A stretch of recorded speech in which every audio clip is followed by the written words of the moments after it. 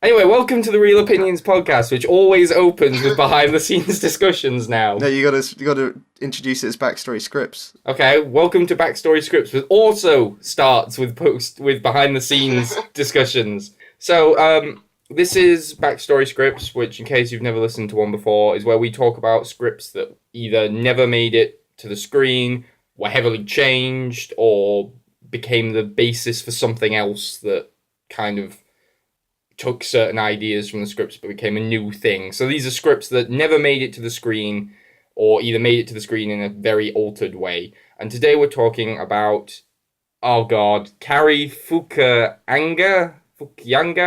I don't know. Manga. The True Detective man's script for It, which he is still credited in some capacity for the new film.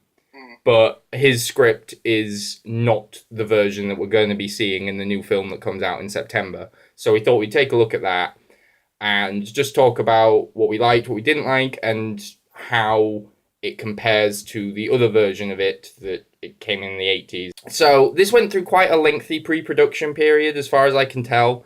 It's reported that he actually only dropped out 3 weeks prior to shooting. I've heard sort of mixed reports on that. But it is that people have said they've already spent quite a lot of money on the production design ideas that he had and everything. So they've sort of heavily invested and then cut him off quite close to the line of actually going in to make the film. He worked on this version for about 2 years with Warner Brothers, from what I can tell. And the plan was to, much like the older film from the 80s, the TV movie, they're going to split it up into 2 parts, one focusing on the kids and one focusing on when they've grown up. So it was going to be 2 parts. The book is 1,200 pages. So it is actually one of the cases where splitting it makes some sense.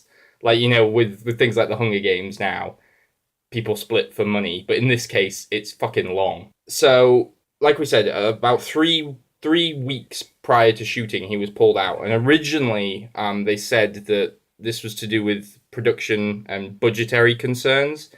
The first film was set to cost around $30 million, which they didn't want to do. But eventually along the line, they kind of revealed that that was a PR kind of cover up. Like, oh, it's because of budget. But it turned out it was because of creative differences, as it always is. I mean, the budget thing doesn't make sense if they'd already spent most of it, you know, on the pre-production and on the setting up his production design and everything. But anyway, it turned out that it was because he wanted to do a darker, and I'm using quotation marks here, more character-driven version that was kind of half based on Stephen King's novel and half based on his own childhood and on personal recollections. So he said he wanted to do something that elevated the horror film with actual characters instead of cliche stock people. And the studio, on the other hand, wanted him to make something that was inoffensive and conventional and that would appeal to a mainstream audience. And it sounds like he was quite stubborn, he didn't want to back down, and so somewhere along the line, he got replaced, and the script was altered. Now, you have said that this isn't actually even the final version of the script that we're going to be going through today. Yeah, so the one that we're doing this entire video on is from 2014. So it's not the most recent by far, but this is the script that's been leaked online. We did that podcast where we talked about how the script leaked, and you said about how it was due to sexual scenes that he was originally cut off. And when I was reading this at first, I thought there's some darker stuff later on that we'll get into, but there was nothing that there was nothing that said to me, this is too risky for a studio to do. I agree. I was thinking constantly, when is it going to get too dark for whatever rating they were going for? However, now since looking up this version of the script that we've got, it's found that it's basically not near the final one. And all this information has come from, interestingly, it's from an online forum where it's basically just parents of child actors. And so obviously it's kind of like a private community, and they discuss, you know, which films are coming up for shooting and all of that. And obviously, since they're the parents, they get all the script for these films, and they discuss, you know, what this person was like to work with for kids and what. It is just basically about for the parents to basically to make sure that their child's getting the best experience and all of that, and that they're not getting into a project that's a bit dodgy, so they can all kind of confer. Okay, that's interesting. Yeah. And so I've got a screenshot from a post saying that in a later version of the script, the scene involving Beverly and her father goes much further. I think I read this. I think I read this in like a bloody disgusting article, and what you're telling me now has kind of, I don't know, like re-sparked those memories, because I remember reading something about a parent talking about the scene with Beverly and his father, and about, because I remember reading something about them explicitly showing things which they don't really do in this script, and I remember something about them saying that Beverly's father got his friends in on it, which I remember thinking, there's no suggestion of that here, so why would I have made that up? Like, there's nothing for me to have got that from. So I must have heard it somewhere. Yeah, so in that particular scene, apparently it just involves him kissing her body and also him removing her underwear, and that's shown. Mm-hmm. And also apparently in a later scene, she also describes being gang raped. Yeah, by her father's friends. Because that's not, as far as I know, I don't even think that's in the book. So that must have come from somewhere. So I definitely didn't make that up. I was really like, where did I get this information from? Basically, that was the gist of this one comment, basically saying that, obviously you get the script through for a big film, you want your kid to be in it, but apparently the agents were sending it with notices saying, please read all the way through before agreeing to take part in this, because obviously you don't want your child in something that could be very uncomfortable for them. And apparently there's also scenes where Travis Bowers, the main bully, apparently also rapes a sheep. What? I mean, that sounds like something I'd want to see. Just to see how it fits in, more than anything. Just to see how the hell that fit into the script. I just want to know where the hell that came from, and how it was in any way relevant to anything than for shock value. I'll read the full mini paragraph that I've got here. It's like, reportedly there were also scenes where Travis Bowers raped a sheep and masturbated onto a birthday cake. Well, I can see that might be him, like a prank. He might be trying to screw, that could be part of his bullying. Maybe he masturbates into one of the other kids' birthday cakes, or his dad's or something, because he hates his dad. I can see how that might be a thing, but the sheep thing is just beyond me. I don't know where that fits in. Yeah. The studio kept asking Fukunaga to write them out. Yeah, that sounds necessary to the spirit of King's book. To return to what you said in our last podcast when we mentioned it, that sounds like more than reasonable a request. Cut out the sheep rape. No! Why? Because it's integral to the story. The studio wanted even more scenes cut, so they wanted the smoke hole scene cut. I don't know what that is. I'm not sure referring to which scene in particular. I assume that means something at the industrial place. And in the original script, he also wanted stuff like the leper, which I think is one of the forms that Pennywise takes. Yeah, no, that is a part of it. And also he wanted one of the characters to have his original stutter, but I think they wanted that out. Yeah, no, because that's one of the things that actually is in the 80s film. It's the main kid, the one who lost, is he Will? Will's the one who's lost Georgie. Yeah. Because Will does have a stutter in the book, and he has a stutter in the other film. And I don't remember reading it anywhere in this. So, yeah, I wonder why. That's fine. I'd be fine with the stutter, but anyway, whatever. So it's probably just as in a studio thing in that Will is essentially the main character, or the central kid in the group, and maybe if he was a side character, maybe they'd be okay with the stutter, but not for the main character. It's like having Dustin be the main character in Stranger Things. We're inclusive to freak children, but only if they're comedy reliefs. Only if we can laugh at them. You just jump straight to freak. Just a very, very minor speech impediment. I think we'll do what we always do and start with a general verdict of the script before we go into the sort of breakdown where we talk through... In case you've never listened to this, we do talk through the whole script chronologically and work our way through the story. But we'll do general thoughts first, I think. Yeah, spoiler-free. Spoiler-free, general thoughts. Do you want to go first, or do you want me to go first? I don't mind. You've probably got way more to talk about, so I'll go first by saying that I go and see this in the cinema. I'm quite looking forward to it. Yeah. I think I could really enjoy it.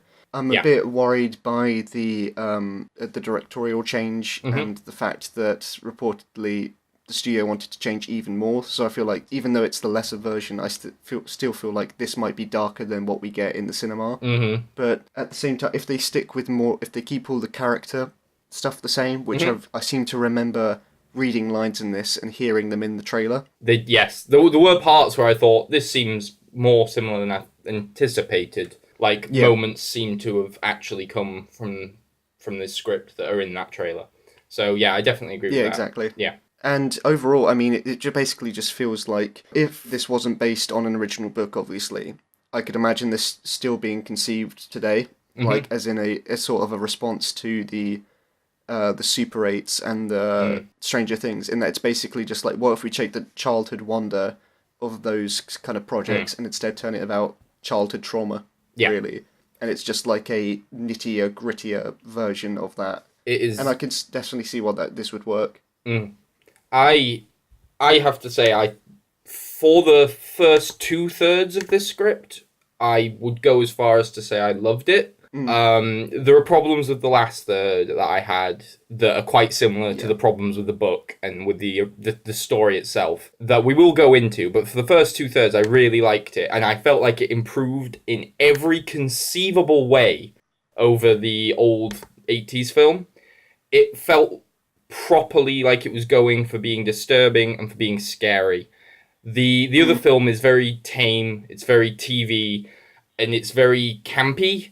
Pennywise is this, he's acting like a clown, he's acting like the Joker, and he's coming around telling jokes and being all loud and cartoonish. This makes him creepy, and I really liked that. This was the first one of these scripts we've read for this series where I actually cared about the characters and liked them and could tell them apart. There was definitely a part at the beginning where I felt like, which one's this? Which one's this? Because they all get introduced quite close together. But it was I quite soon got over that. I felt like they were all distinct and memorable. And I could easily, even if I didn't know their names, I could easily separate them. Like, main kid dealing with grief. The black kid who's homeschooled. The kind of kid who's babied by his mother. The girl who's got home problems, the fat new kid, the nerdy kid who tells jokes, the Jewish kid. They've got like distinct personalities, and they do sort of get developed. He did talk about making these characters deeper, and whilst I think there is a limit to that because there's so many of them, I did feel like I knew them better than I knew characters in most horror movies. And I really liked that aspect of it. I liked the characters. I liked a lot of the horror sequences. The way they were written, it was very evocative, and I could sort of imagine them. And even though it's when you're reading it, it feels a lot more cold and formal. It's hard to be scared reading the scene descriptions. But I did sort of think, oh, I can imagine that being quite creepy when it's on screen. I liked how it kept Pennywise's mouth shut. That's one of my biggest problems with the short film, is he never shuts up, and that kills him being frightening if he's just talking all the time. In this, his speech is quite limited, and I really appreciated that. So I liked the characters, I liked the tone, I liked a lot of the horror sequences. I liked that it replaced the fact that Pennywise uses the kids' fears against them. In the book and in the other film, that's used in very kind of schlocky ways, like he turns into a mummy because the kid's frightened of classic horror monsters. So he's like a mummy, and then he's a werewolf, and then he's Frankenstein, and it's used in very kind of basic ways. In this, he turns into stuff that's personalized to them and that is genuinely disturbing. Like he turns into one of the kids is abused by her father, and he turns into her dad and does something quite dark, and that was like psychological, but in a way that wasn't too heavy-handed. Besides the last act, the only other problem I had was that it felt like sometimes the characters came to conclusions about things that I'm not sure how they did, or they would explain things in very kind of expositionary ways.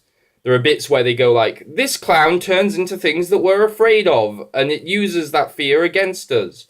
And okay, I got it. And then they would go, like, for example, it turned into blood because I'm on my periods. Like, no, I got it. You didn't need to spell it out for me. And then equally, when they start talking about how to defeat Pennywise, it felt like they were just jumping to conclusions based on information that I'm not sure where they got it from. Like, we need to stick together and it can't hurt us. And it's like, where'd that come from? Where did you get this? What? Huh? And I did feel like some of the story stuff like that and some of the lore felt like characters just had to rush to those conclusions for time's sake. I don't know if that's something you agree with or not. I actually didn't have a problem with those problems at all, really. I mean, when you said the exposition stuff, the first thing that jumped to my mind is the scene where they're explaining their fears. But I think that they handled it, to me anyway, I feel like they handled it in a reasonable way in that, so when you say they instantly jump to conclusions, the line that I remembered is that when they say, oh yeah, you've got, like, Beverly, you got blood, and then they go, that kid goes, all girls are afraid of blood. That was funny. That was funny. I liked that. Exactly. But it was just, I don't know, it was just that they sort of went through each one, rather than just one example. It was like, and you're afraid of this, and that's why it came as this. And it felt like it was pandering a little to me. The problem I did have was that, like you said, is that they seem to instantly know what to, like, this is how we'll stop him. Mm-hmm. And my instant thought is, why? They are kids, definitely still, like, I think they're all 13. Yeah, they are. That doesn't mean that they're complete idiots. If a 13-year-old comes across a supernatural force, they're not going to instantly believe that they can kill it with a slingshot. That, to me, seemed a bit unrealistic. At least it wasn't just the fucking slingshot, though. Because in the book and in the film, they go, we'll use the slingshot, and that's it. In this, they, like, get chainsaws and all these things. Like, we'll just try everything. Yeah, like, that makes more sense. That made much more sense. But the problem, well, that's one of the problems with the third act. The other problem with the third act is that it starts to get very, not abstract. I know that people get annoyed when I use this word now, because apparently it's me not understanding things. What I mean is that it starts to change tone from something that was relatively grounded into something quite rapidly. Yeah. Just like, oh, now all this stuff. And you're like, okay, I get how you could build up to that, but this feels a bit abrupt. And I think that the reason for this is that in the book, this kind of stuff comes at the end of a 1,200 page book. And all of the slightly more extreme sci-fi fantasy stuff comes at the end of the adult part of the story. So that comes right at the end of a long story. And I feel like because they're splitting it into two parts, they felt like they needed a scaled up ending for the children part. In the book, the child part just sort of ends with them going into the sewer, having a fight with Pennywise in his clown form.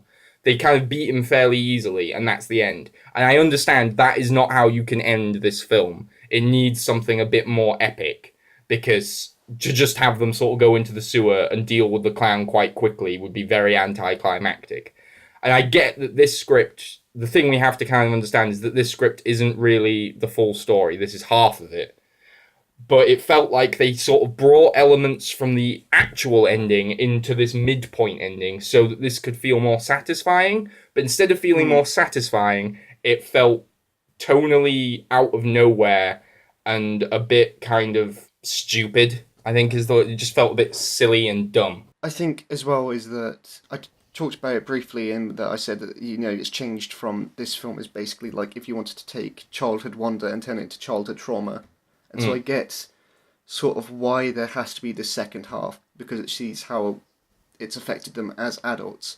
But when I was getting to that 2/3, and when it was starting to transition into this, I just thought, why can't it just be the one film? Like, I didn't want there to be a sort of non-ending. I don't want to go into too much onto the second half, because we don't have that second half, so it's pointless. But the thing is, to be perfectly honest, as someone who's seen the 80s film, I haven't read the book. I know quite a lot about the book, but I haven't read it. Not much happens in the second half when they're adults. They just sort of revisit their trauma. Pennywise comes back, starts tormenting them. And then they kind of go to the sewer and do it again, and then this time it just does it for good. It almost feels like a sequel that was thought up afterwards, even though it is part of the same book. Even though it was always part of it in the intended ending, it does actually feel like it could have ended here. And I agree with you. I hope that whatever they have in mind for the second half is a significant improvement, because the second half of the book is fucking awful, and the second half of that 80s film is even worse than the first half. So they really have to change it quite a bit, I think, to make the second half anything other than bad. But hopefully they do, but it definitely feels like they took elements of the ending and moved them into this, as you said, non-ending. I think the changes that they've made just from glancing at the Wikipedia and then after the script, the changes that they've made to the general story, I think, are a good sign that they could do the second half well. Yeah. If they change quite a lot. But at the same time, it was just... I don't like going into a film knowing that I'm not going to get a completely satisfying ending. They definitely upped, from reading the Wikipedia, they've definitely upped the ending, like you said. Yeah. They've tried to turn it into a proper ending, as much with a cliffhanger, instead of just an awkward hanging point to wait for the real conclusion. It is I don't know. Would you think it's a fulfilling ending? If there was no second part, would you think that this was a decent ending that just ended with a mini cliffhanger? Besides the bits where it gets a bit conceptually with the main, I suppose you could call it final battle. It's not unsatisfying, but it's a bit too cliche for it to be completely satisfying. Yeah, it's also, for me, I felt like there were certain character things that didn't... It felt like they either didn't reach their proper conclusion or just never had anything with them. And it took me a while to think, oh, that sucked. And then I remembered, oh, wait, but this isn't actually the end. But it does mean that certain, I don't know, character threads either go nowhere or feel like they have minimal impact on things. But that's because it's not the ending. But I don't know, it still means it's a little unsatisfying. I think it's fair to say that because we're not going to see them as kids in the next one. So it's kind of the end of them as they are now.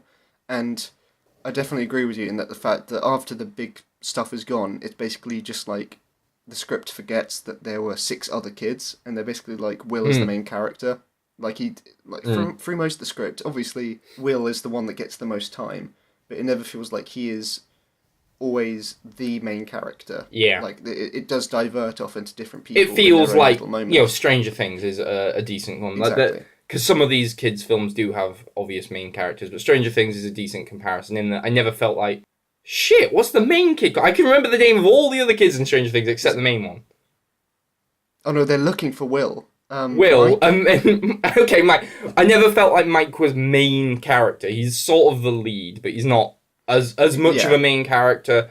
And Will's comparable to that until, like you said, at the end it treats it like he's the only one that really mattered. When they've tried to make, deeper roots in each of these characters for this film, it makes even less sense for you to just kind of forget about them, not finish them off. Yeah.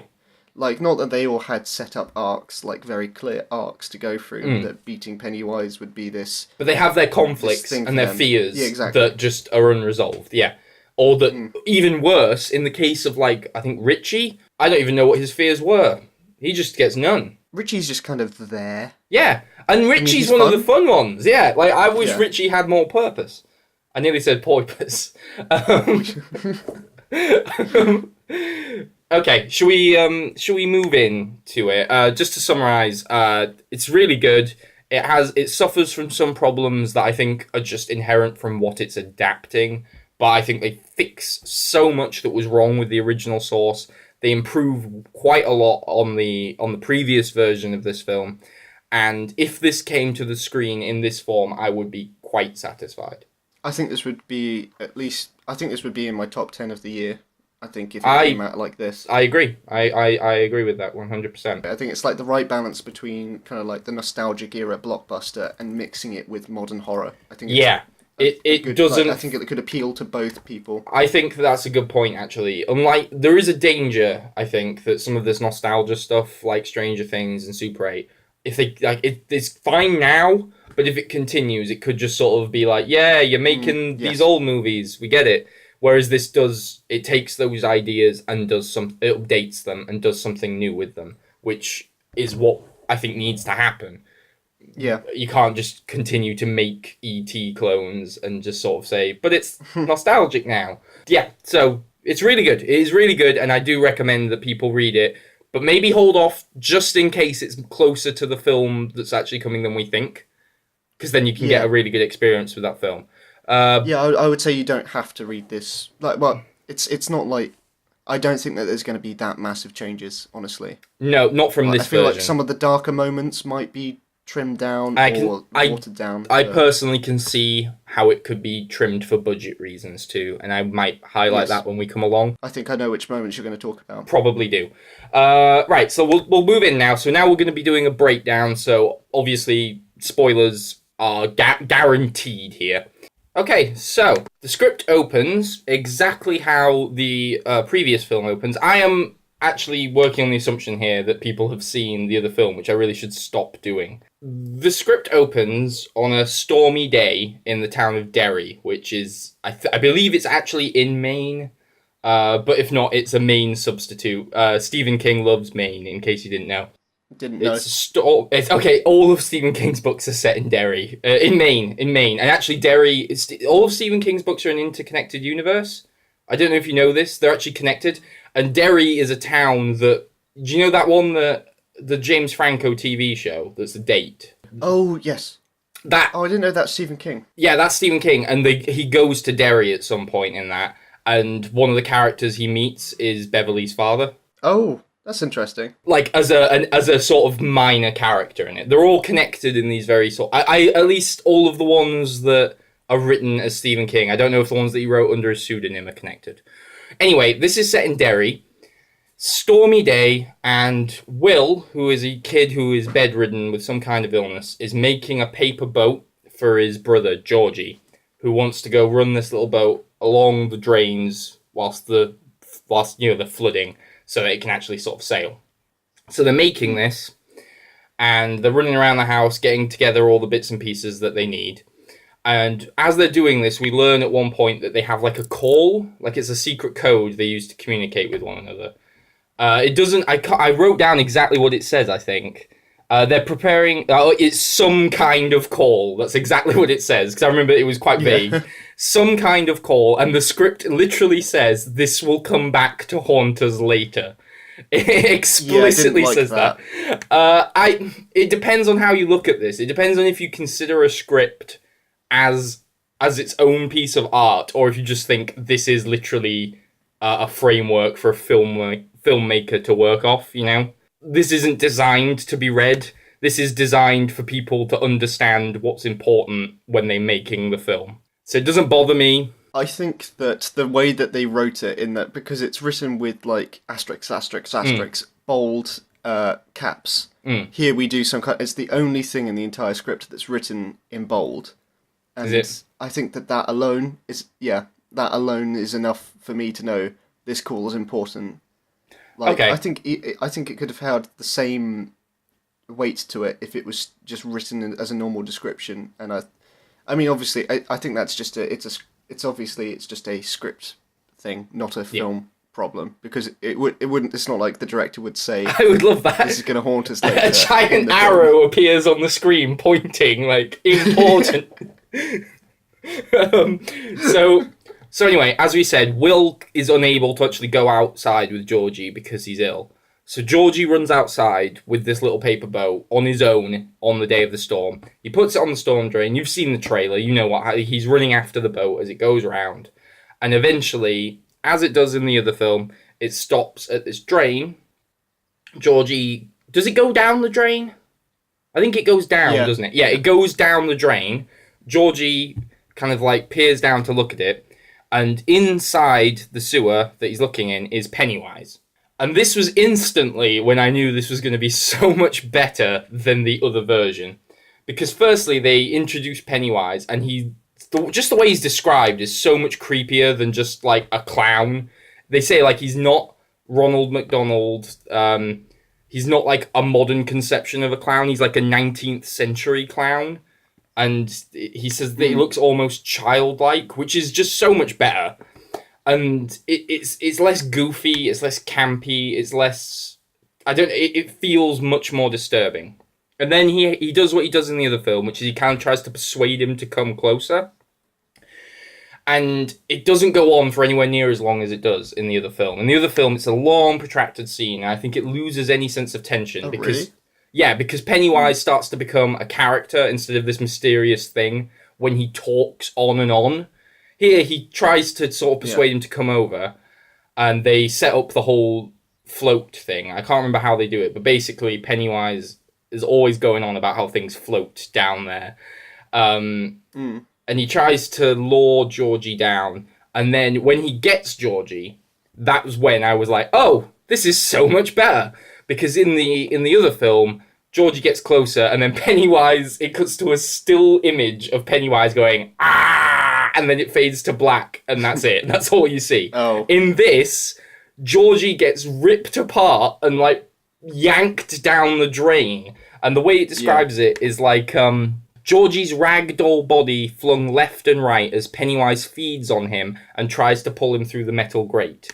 And it's all sort of told as one of the neighbours is, like, completely distracted and not noticing it happening in the background. And it's just such a better way of doing it. Yeah, it's such a better way of doing it. And it was properly dark. Like, it made me go, whoa. It's dark. It's also kind of, like, darkly comedic as well. Yeah. It's sort of a way that they're acknowledging, you know, it's a slightly camp idea, but at the same time, they're having fun with how dark you can get with it. Yeah. We then cut a couple of years later. Georgie's been missing, and by this point, I think it's accepted that he's dead, isn't it? It's like no one's really looking for Georgie anymore at this point. That confused me a tiny bit, so I don't want to get hold up on details. I never got the impression of, has he disappeared, or did they find the body? I didn't. They do, because they say he's dead, and they acknowledge it as him going down the storm drain at some points. People say, people reference the sewage drain as if something has led them to the conclusion that he died there. So yeah, that was a little confusing. I didn't know how much people knew about what happened. But basically, Derry has become, since then, inundated with children just missing or dead. Like, Georgie's not an isolated case, but no, Georgie is the most relevant for the script because we're following Will, who is our main character.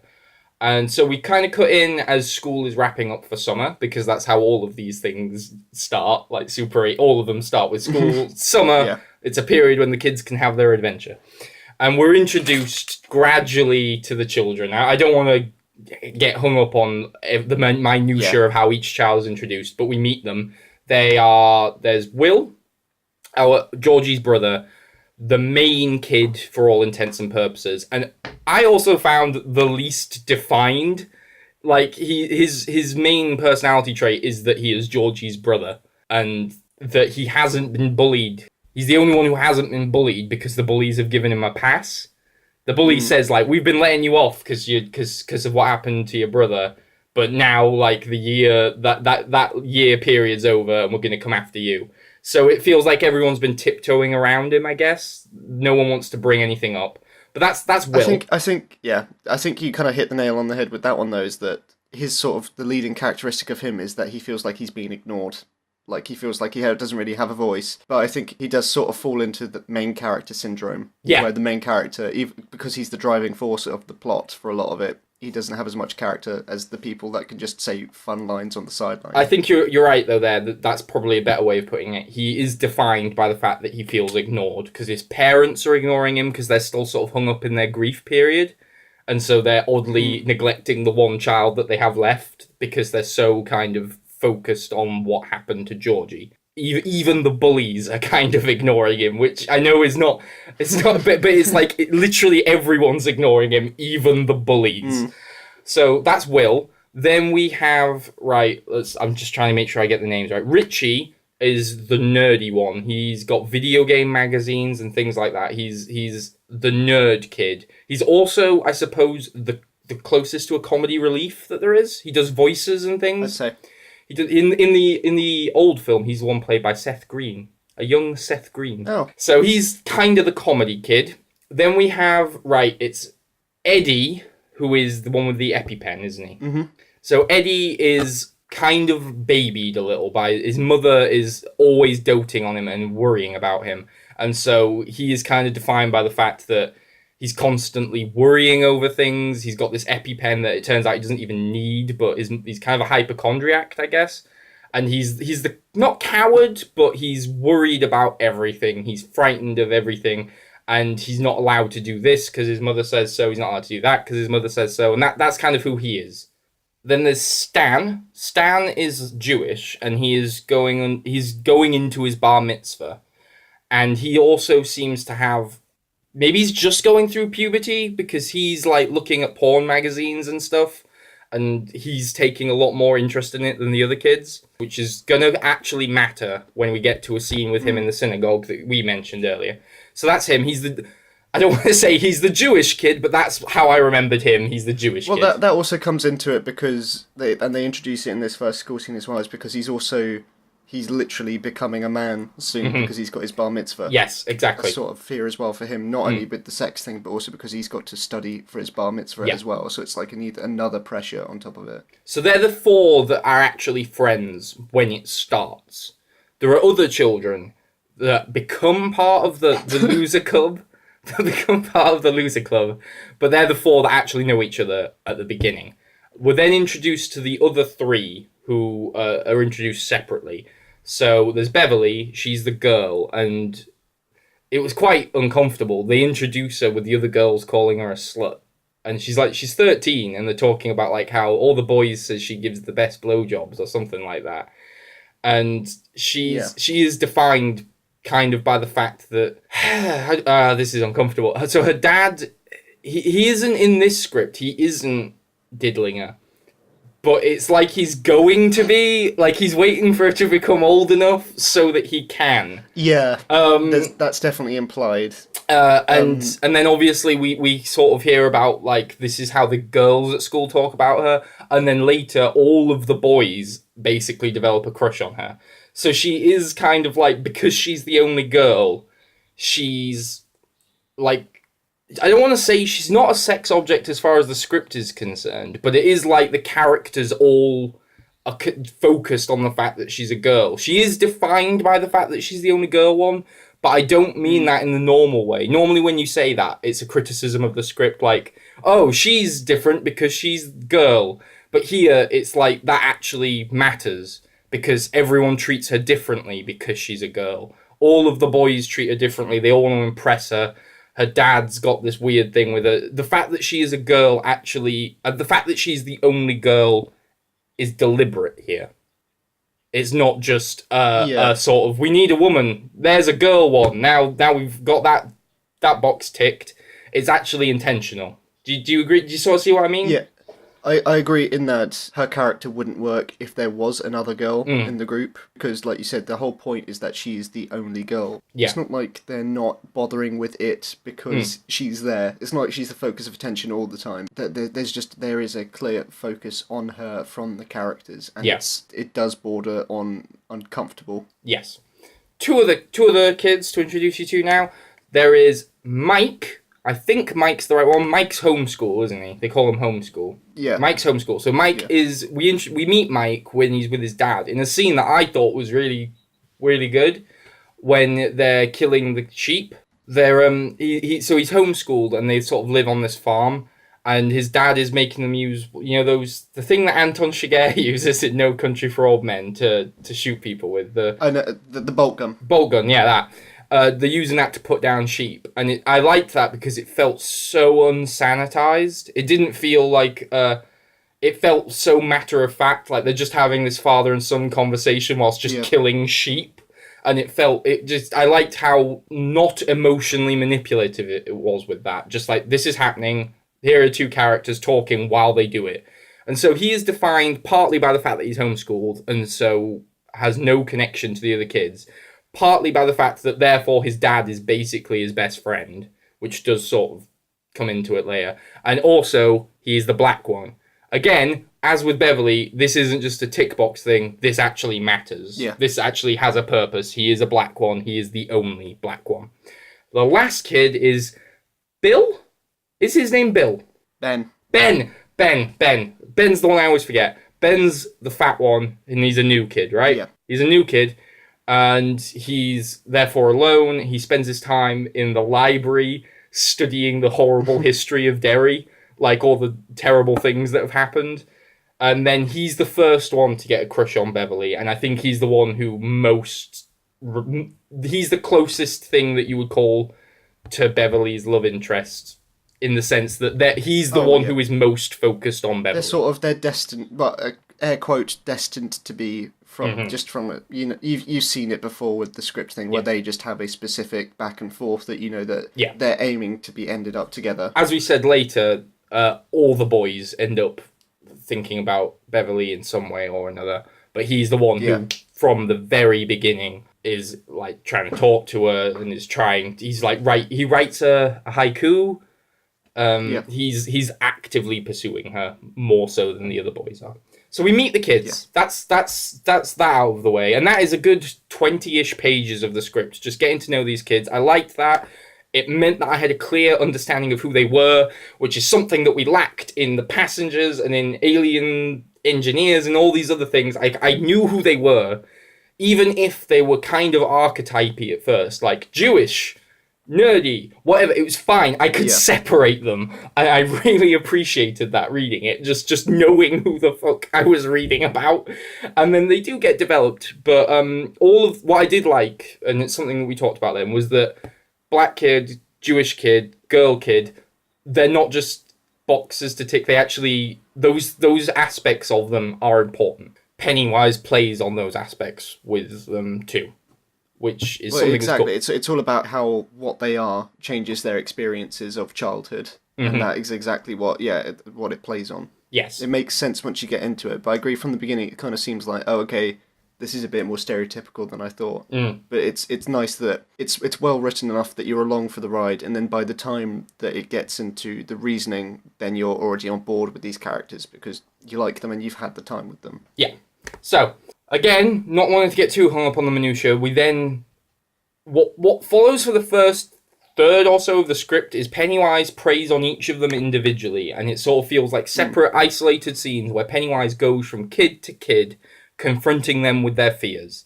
Towards the middle, they sort of get together, but for the first third, it is kind of almost, not, I don't want to say short filmy, but I mean, it's separate scenes about, like, separate horror scenes that are only really connected in the sense that these kids all need to encounter Pennywise at some point. So we can go through all of these scenes without really having to worry about chronology, which is why my notes get a bit more vague here. So the first one is actually the synagogue one. Do you want to talk about the synagogue one? Because I've been talking for quite a while and my throat is getting dry. Okay. Well, the synagogue one is Stan preparing for his bar mitzvah. Basically having an uncomfortable moment with the rabbi because the rabbi's lost his son. Going down to the bathroom, and then this naked woman coming out of the bathroom. Yeah. He described it as like a mikveh, a cleaning room for women in the synagogue. Yeah. I have no idea what that is. He does explain it, which was nice, though. He did actually tell me what it was. I didn't have to look it up. I got the gist of it. Yeah, exactly. And it's kind of described that, you know, that she looks normal from the front, but then from the back she's kind of rotten. It's the kind of thing that we've seen before in, well, even just like Stephen King things, because I thought of The Shining. Yeah. Yeah, exactly. And basically he just runs away, and that's his moment, really. That's his Pennywise moment. She does say something about floating, right? Yeah, she says, "Come float with me." Yeah. They all sort of link into that. That he's constantly talking about floating.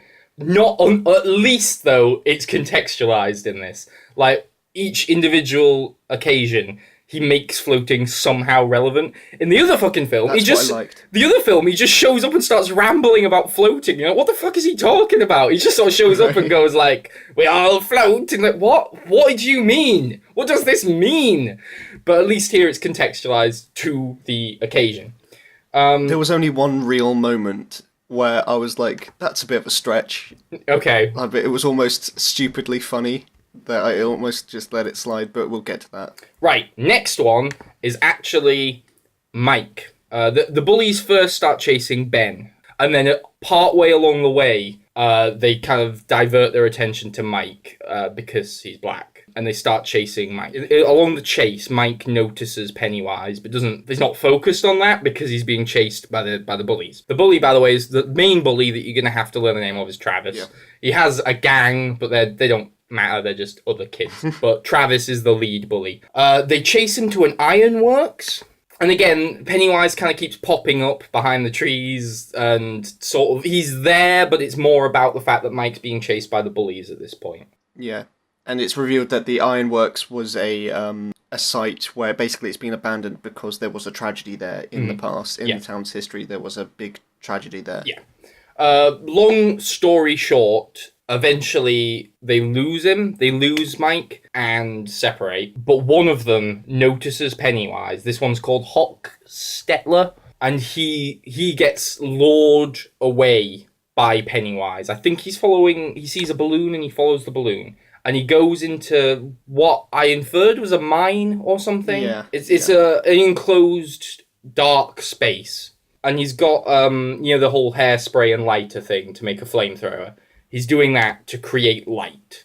So he walks in there, listening to Pennywise, hearing these sounds. And I guess he's sort of in a trance, because that's sort of the impression I got. Is he's not just stupid, he is being supernaturally affected into separating from the group. Yeah. He goes in there, starts using the lighter, and there was a bit I really liked there where I don't know if it's described that he sees it or just us, but with one of the bursts of flame, you see dead children for a second, just on the wall, just for the length of time that the flame is out. And then as he's walking, he starts hearing Pennywise speak to him and starts going who's out there? I'm going to kick your ass or whatever. Pennywise starts talking about floating and then jumps, pounces on him, and kills the kid. This is at the first time since Georgie that we actually see Pennywise active and killing someone. We've heard that other people have gone missing, but this is the first time we see it. Yeah, I really liked because they briefly introduce him as he's the giggly anarchist, this kid of the bully group, the stereotypical arsonist, I mean. Mm-hmm. And so it's fun. I liked him having the hairspray and doing the balls of flame and lighting up parts of the room at a time. I think that comes down to, you described it right at the very beginning, is that I think what this script does is it's very easy to visualize all the horror bits, and it makes it that much easier to get into the script. Yeah. Compared to some of these others we've read, where sometimes when it gets to the action or horror sections, I couldn't really understand what was happening. It's very clear for the most part. This is a good example of it, where I just visualized it so clearly and thought, that's cool, and that sounds good, and it did help. It serves to show just how clear writing can make this feel so much better. With Shadow Company, that was the closest that we got to decent action before, but it was more just kind of describing what was happening, and the actions themselves were cool, but I think that this takes it to the presentation of the action, which is cool. Which I think, so they're kind of different in those respects. Yeah. So that's the first kill outside of Georgie. So the next attack is actually Beverly. We were introduced to a creepy home life. Her dad, as we said, is kind of... He isn't sexually abusing her, but he is sort of acting in a way that suggests when she's old enough, he will. Yeah, definitely. When the first sort of threat in this sense is that her mother asks her if she started to have her period yet, and that is obviously for her frightening on an extra level. For most girls it's what's happening to me. For her it's that's one step closer to my dad considering me viable. So I felt like the mum character was written like she was a drug addict or she seems like a trashy mum, a kind of... Exactly, but because she's very creepy, a very creepy mum. Is that... Well, it's something I can There's understand. nothing in the character that inherently makes me go, that's why she's creepy. It was just... It's creepy enough to just go up to your girl and bluntly ask, have you started bleeding yet? You're gonna have to buy tampons. It's very blunt. And I think to be married to someone like the man she's married to would also suggest that she's not quite right herself. To be married to someone who is potentially going to rape your daughter. She's not Mother of the Year. We'll put it that way. So Beverly goes into the bathroom and the sink starts bleeding. In the other film, I think balloons start coming out of the drain pipe and they explode with blood. Oh. In this, it's that the sink starts to leak blood, which already kind of strengthens the connection between the sink and the period. It feels like balloons popping and creating blood does not link to periods. This sort of does. Also, it's just not as scary. No. It's just a bit silly. But that's because that other film isn't looking at their personal fears. There's no connection in that other film to her having a period. Yeah. That's for this. So it starts leaking, and the script really hits the nail on the head. It calls it a demonic ejaculation when it kind of does a big burst at the end. So she starts screaming in fear, and her dad comes in what's wrong? And he can't see the blood. This is the reason this scene's important, is that we realize the adults can't see what the kids are seeing here, because she's freaking out and he sees nothing. And he actually puts his hands in the sink, and to her he's touching blood, to him he's just touching water. And he rubs it on her face or something, but obviously he doesn't know that he's rubbing blood on her face. But to her, she's terrified because she's just having this sink blood rubbed down her face. And then her dad explicitly says to her, this is his line, okay? He starts saying about, how other dads are, and starts trying to say, I'm your friend, you don't have to be scared of me. You know how other dads drink and everything. But I don't do that. I don't need to do that, because I've got me all I need right here at home. And then he strokes her face and says, you're almost a woman now. And then the actions say that he sort of, as he's close to her, he breathes in her scent, and then he leaves. So it's not explicit, but that's all the suggestion I felt like I needed for how the dad's feeling. You're almost a woman now, which does say he's not doing it yet, he's gonna. And he's not being forceful, he's trying to sort of convince her. He's being insidious rapey with her. Yeah. It's insidious rapey, not physical force rapey. So that's that scene, which was very uncomfortable for me to talk about. Yeah, so I did kind of just leave you to that. I don't, just because I didn't really have anything to add. But I think what's good with this is that this is kind of the part of the film where it can get a repetitive rhythm to it, because you are just basically trying to find a way for all the kids have their own personal experiences with it. There's so many kids. They've got to have all their own moments. So what I think they do well is that they spread it out, that you find out more about its powers, because... that's a good point. So for the first one, it's in the synagogue, so you realise that it can shapeshift. Yeah. So that's it's not woman. Just a clown, yeah. And then the next one, it's in the kind of foundry, and you realise that he can sort of semi-control people, because like you said, he's sort of in a trance, and he can create those visions of all the dead kids. Yeah. And then in this third one, where we get Beverly, we also get the additional information of adults can't see it. That's a good point. I didn't think of that. It's doing two jobs. One, it's introducing you to the fears of these individual kids, but also it's slowly giving exposition to its powers, which stuff that will play in later on, and it's just making it that a bit less repetitive and a bit less. Well, it's still structured, but it makes it feel a bit less and another one. Yeah, it's another scare scene. That's a good point. After this, Ben bumps into the loser club down by a stream. So they're playing or something, and they come across the shoe of this kid that went missing a while ago. And they kind of talk about, what are we going to do with this? Who knows? And this is when Ben meets them. So basically, when Ben's been bullied by the kids, and he meets them down by the stream, he's pretty badly cut up. Travis has got his father's knife and has actually cut on the stomach. And he loses the knife, doesn't he? That's what pisses him off. Yeah, and also it establishes the fact that, it's his dad's knife, and so if he loses this, he's going to get beaten as well, which, links into why Travis is the way he is, and that's sort of his own personal fear. But and then, because obviously Ben's pretty cut up, they try to help him, they go and get supplies in town. And Beverly kind of has her. Yeah. Beverly has her cool girl scene where she's just in the drugstore, and she helps them kind of with this childish. I'm trying to think Ocean's 11. I'm trying to think what the they get the kid with the EpiPen to pretend to have like a scam, a con man scam, in order to steal the supplies, the medical supplies to help Ben, because they're so expensive. You're right. And then from then on, she's kind of just with the gang. She becomes part of the gang. And as we said, they all start to develop crushes on her to some extent, but the fat kid is particularly trying to impress her all the time. Yeah, Ben. Yeah, he's definitely he's infatuated with her, and that's sort of his main characteristic. Besides the fact that he also likes reading and he knows the history. Next is Georgie. So Will hears the signal, the one that was going to come back to haunt us, and thinks it's Georgie. So he starts following it, and eventually it leads him into the basement, where it's established that there is a leak in the basement that's sort of causing it to minorly flood.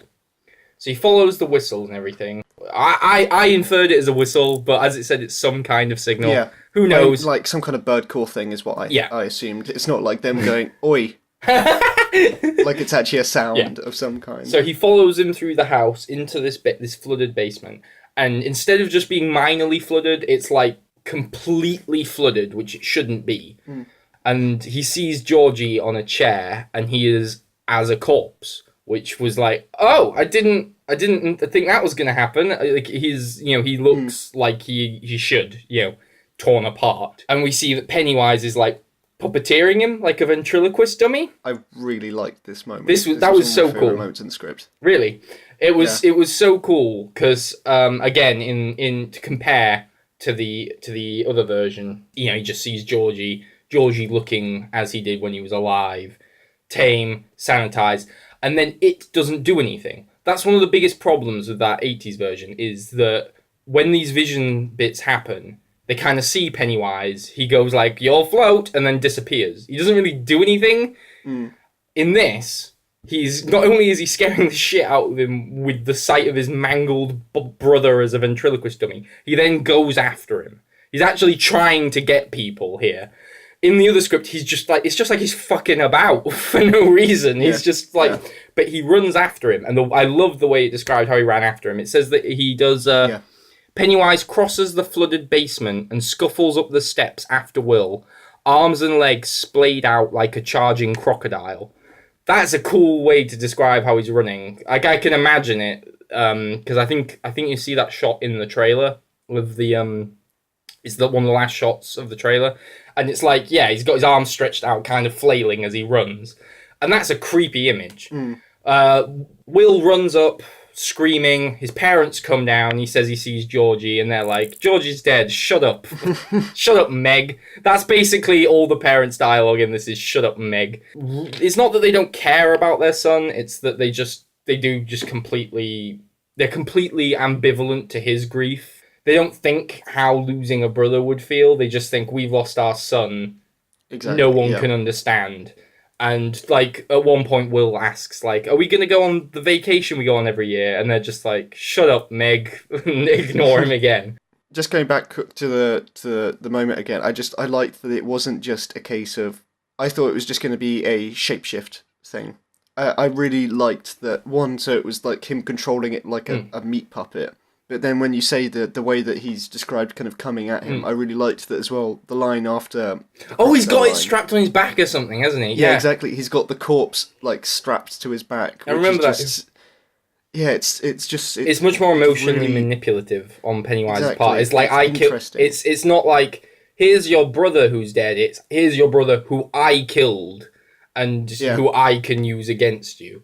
If he's just acting as his brother, that's just him reminding him his brother's dead, which he knows. Having the dismembered meat puppet of his brother is, I killed your brother, this is what I did to him, and now I'm going to do it to you. And that is creepier. And it's just the idea of someone like a monster chasing you with your dead brother's like corpse strapped to his back, like just there as well. It was... This was definitely one of my favourite moments of the film, and it was the moment... I think this was the moment where... I liked the bit with the lights before, but this was the moment where I thought, I definitely want to see this in the cinema. Again, it was a visual action that, even just reading it, just made me excited to see it. Unfortunately, this is one bit that we know has changed, because this bit is in the trailer, and it's the bit where Georgie's just yelling, you'll float too! And he is just a kid. Oh. We then see Pennywise rise out of the water and do the crocodile. The crocodile run's still in it, which is cool. But we don't. I mean, maybe it's a separate scene. Maybe Georgie appears more than once, but I doubt we're seeing this. That's a real shame. Which is a shame because I really liked this bit. Right, there was a period of the script where I started taking less notes because I felt like less was happening. But the kids sort of eventually all come together and form a group, and they start to talk about how. Have you seen this thing? yeah, have you seen this thing? But they don't. It takes a while. They don't just sort of blurt out, have you seen that clown thing? They sort of half suggest it, and eventually they all come to the understanding they've seen the same thing. So eventually the police start looking for the kid who went missing in the mines. And the bully kid, Travis, says, oh, it was that black kid. The black kid, we were looking for the black kid, and he must have done it. He was the last person seen with the guy that went missing. It must be him. And eventually, Travis's dad is a police officer, and they come looking for Mike. And they come to the farm where Mike is, and where Leroy is Mike's dad. And they try to arrest Mike for the potential murder of this kid in the mines. And in the course of, like, obviously Leroy goes, you can't just arrest him, you can't just take my kid. And there's lots of confusion, and then the dad kind of has like a heart attack. Yeah. Mike's dad has a heart attack from the panic. Anyway, the 4th of July is then the next sort of important date, and it opens with Mike with his dad in the hospital. They do introduce the 4th of July quite well. I do like that it felt expensive. Just the descriptions of like the most extravagant fireworks display you've ever seen. Yeah.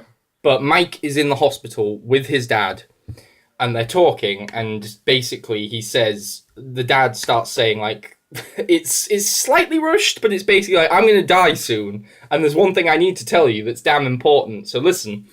And he describes his own experience with it. And this is one of the first flashbacks in the script, if not the first flashback in the script.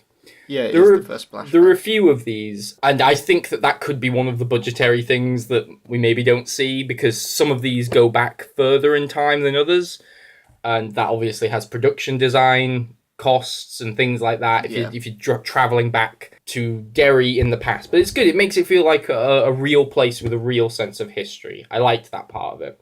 And the first of these flashbacks is my personal favourite. Yeah. It's to this... I think it's like the 60s or something. Well, it's the 27 years before we are now. Okay, we haven't said this is set in the 80s. In the book and in the previous film, the kids' bits are in the 50s because the adults' bits are the 80s because that's when the book was written. So all the kids' stuff is nostalgic for the 50s. In this case, I presume the adult stuff is going to be now. So the nostalgic stuff is for the 80s. So this flashback is in the 60s or whatever, to when Leroy, Mike's dad, is like some kind of black gathering. They're like having a party. It's like a black club, basically, isn't it? And these people, called the Main Legion of Decency, who, interestingly enough, are another part of the King Extended Universe. Oh, are they? Yeah. But they're the Ku Klux Klan, basically, aren't they? Yeah, they're just... I don't know if... I don't think the Klan has copyright on them. That's what it felt like. It was like when they have like a... When like someone gets out a laptop in a show and it's got a banana symbol instead of an apple. It's like, really? Like, you don't have to change that. But... So they arrive and they set fire to this club. And, you know, people are dying, and some of them get out and jump into this canal. Obviously, they're seeing loads of people burning to death, mass hysteria, lots of panic and fear. And at this point, Mike's dad describes seeing Pennywise, like, lifting out of the water by his balloon. Like, the balloon is carrying him. Mm. And he's, like, picking off people in the canal and dragging them under and killing them, including some of the Klan people as well. He's getting the Klan people as well as the black people. So he's just like picking people off. And it was a really cool image. Just, I loved the way that he was like, instead of flying himself, it's the balloon carrying him. And just him like floating out of the water or across the water by that is a really eerie image.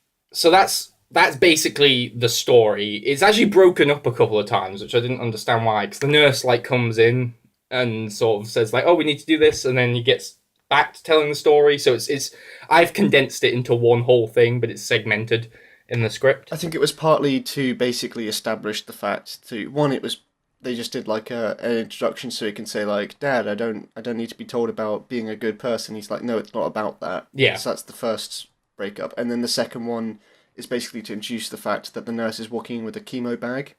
So basically implying that it's not just because he's in the hospital for the heart attack and he's going to come out soon. It's because it's establishing that he's dying for a different reason.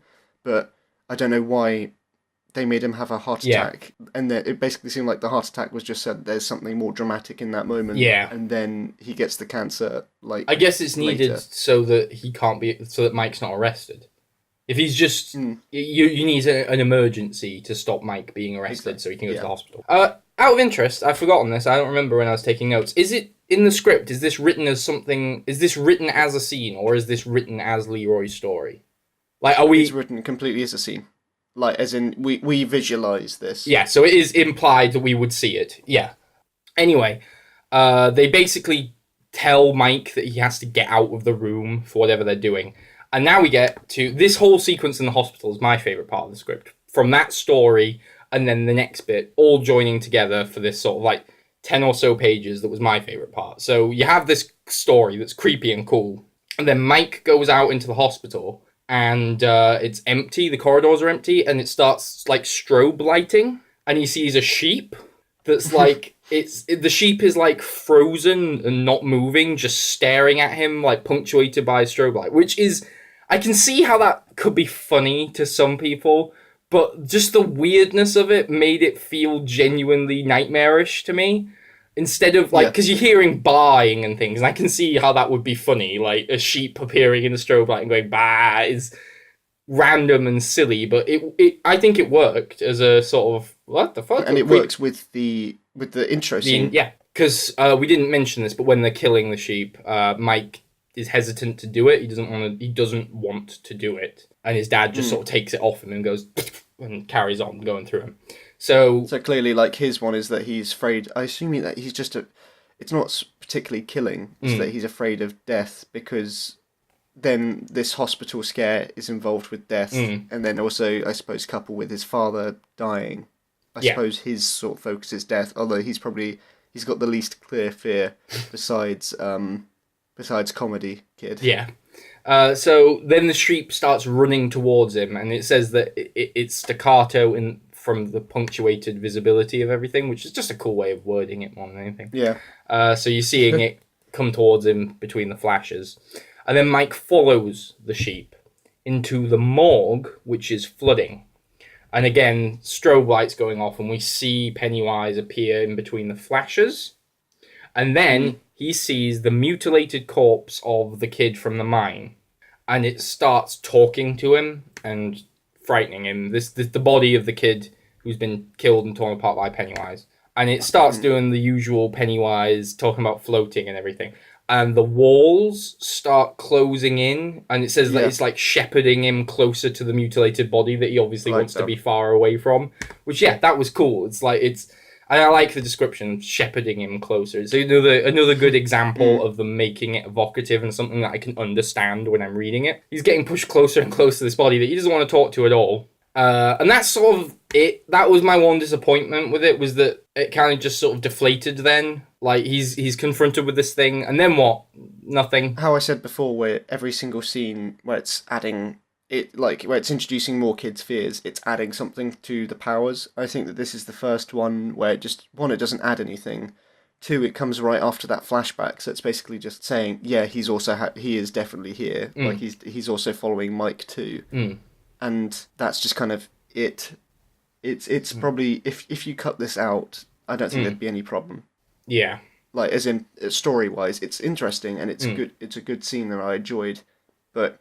If you had to trim this film, I think this could come out. It hurts that it follows on from the highlight of the flashback as well, because that flashback is my favourite part of the script, and then it's just a step down. Mike leaves and he runs into the rest of them. So we have all the kids together now, so it's less segmented, and this sort of feels like this is when the second act begins, because now they're a group, a team, and they all get onto the subject of how they've seen Pennywise. And it stops being a thing that they think about and becomes a thing that, like, I've seen this too. And this is when they start coming to the conclusion that Pennywise can make itself relate to their fears. And this was the part that I felt was a bit clumsy.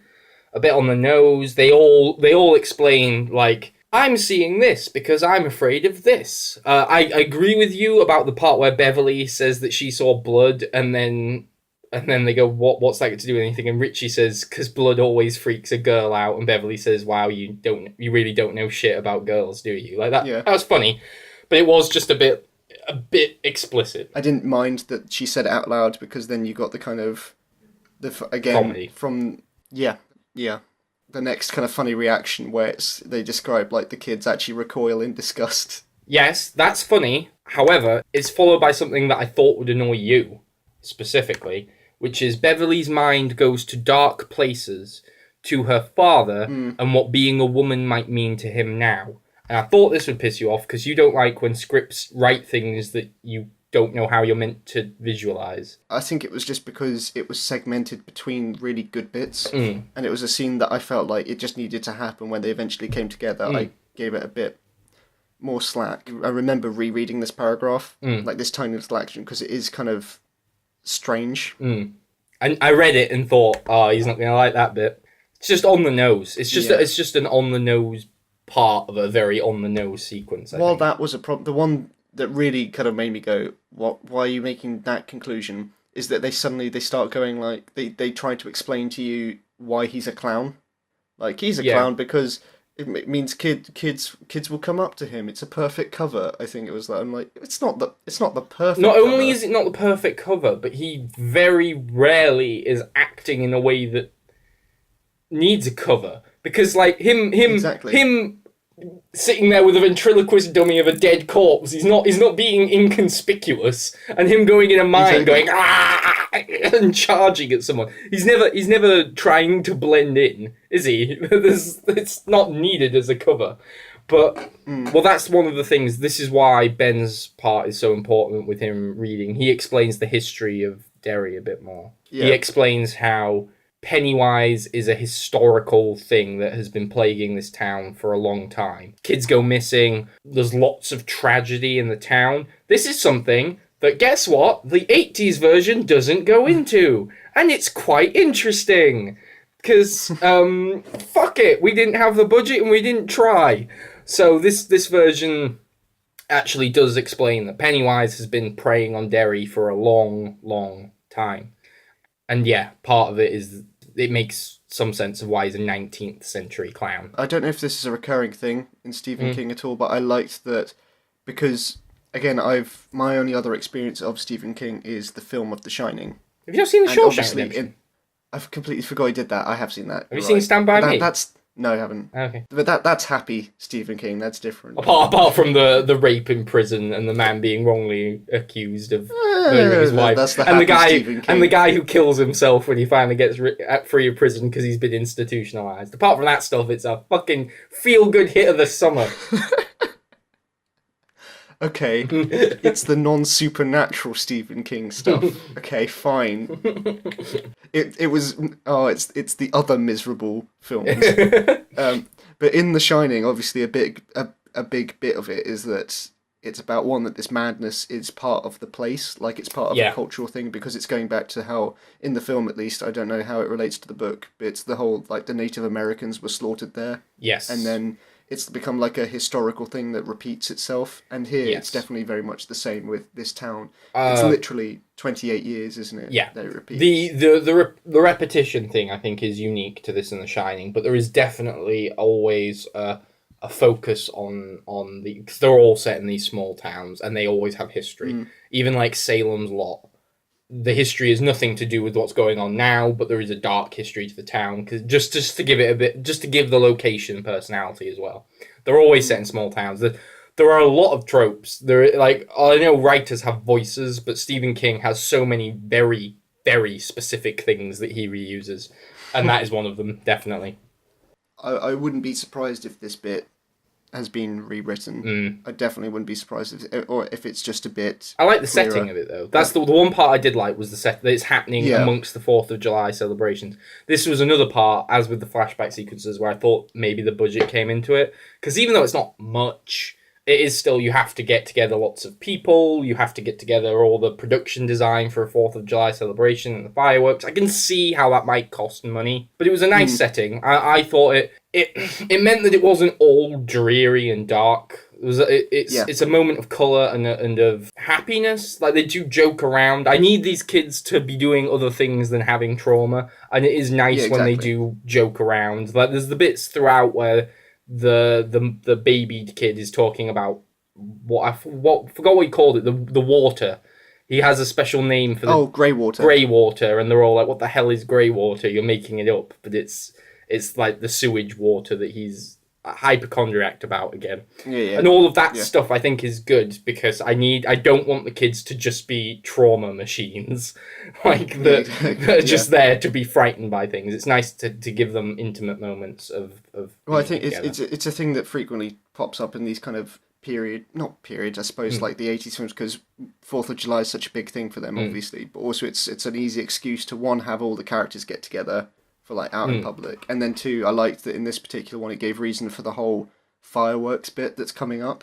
I think I remember reading in the original it's just stone throwing, which isn't as, it might be a bit too bombastic. In the other film, it doesn't happen at all. How about that? It doesn't happen at all. Because the other shitty film, I've mentioned how shit the other film is before. The other film, the child section, is broken up. It's not even a whole thing. It's framed by the adults. So the adults remembering it. So you don't even... So it's an hour and a half. This script is obviously like 2 hours. The child bit is an hour and a half. And even then, it's broken up by a framing device. So the child bit is heavily condensed to just sort of the kids encountering Pennywise on their own. There's none of the adventure, none of that stuff. It's so crap and mishandled. And this is the kind of scene that really needs. A scene of them bonding. A scene of just something other than Pennywise propping up and going, "We float down here. What? And then that's it. Like, it's needed. And then the fight that's coming with the bullies doesn't happen. The bullies in the other film, by the way, there's no explanation. There's none of that whole the dad beats them stuff. It's just they're there because they're a plot device. And they're barely there. They only show up right at the end. There's none of the sort of pre-established stuff with the bullies. It's just so crap. Anyway, the bullies on 4th of July, they've like smuggled in these illegal fireworks. This is something that as English people, I don't know if you understand it a bit more, but as an English person, I don't really understand where the line is drawn between your American normal fireworks and your American super fireworks, but you have them. And they're using these illegal fireworks. And they're causing mischief. They're being rogues and rapscallions. And they come across the loser club. And they're after the black kid again, aren't they? Or are they after him? They're after one of them. Yeah, well, they chase after Mike specifically because they spot him coming out of the hospital, like we said earlier. Travis basically goes, "I got beaten up because of this guy. I want to beat him up." Yeah, his dad beat him up. And then the loser club watch Mike getting chased, and then they try to help Mike. Yeah, it's Beverly's idea. Beverly being the cool girl, she has a plan.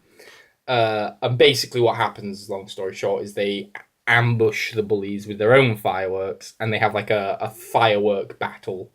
They shoot it. They shoot it through the windshield of the van the bullies are driving.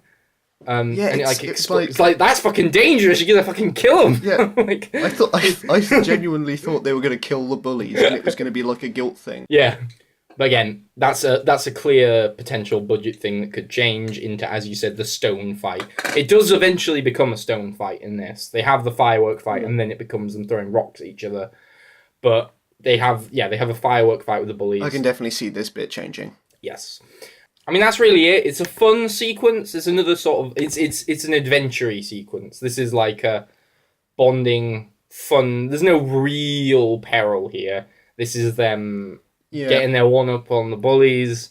Woo, we're working as a team. It has several purposes, because it's to drive Mike into the main group. It's to further the idea that the bully is just getting angry and angrier with the kids, and now he has a reason against the whole group as opposed to just one.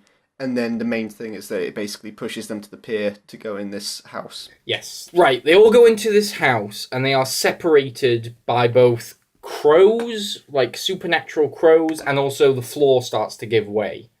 This sort of basically leads to the kids being separated. They originally go into the house to take cover and hide from the bullies, don't they? They go there, they hide in the basement.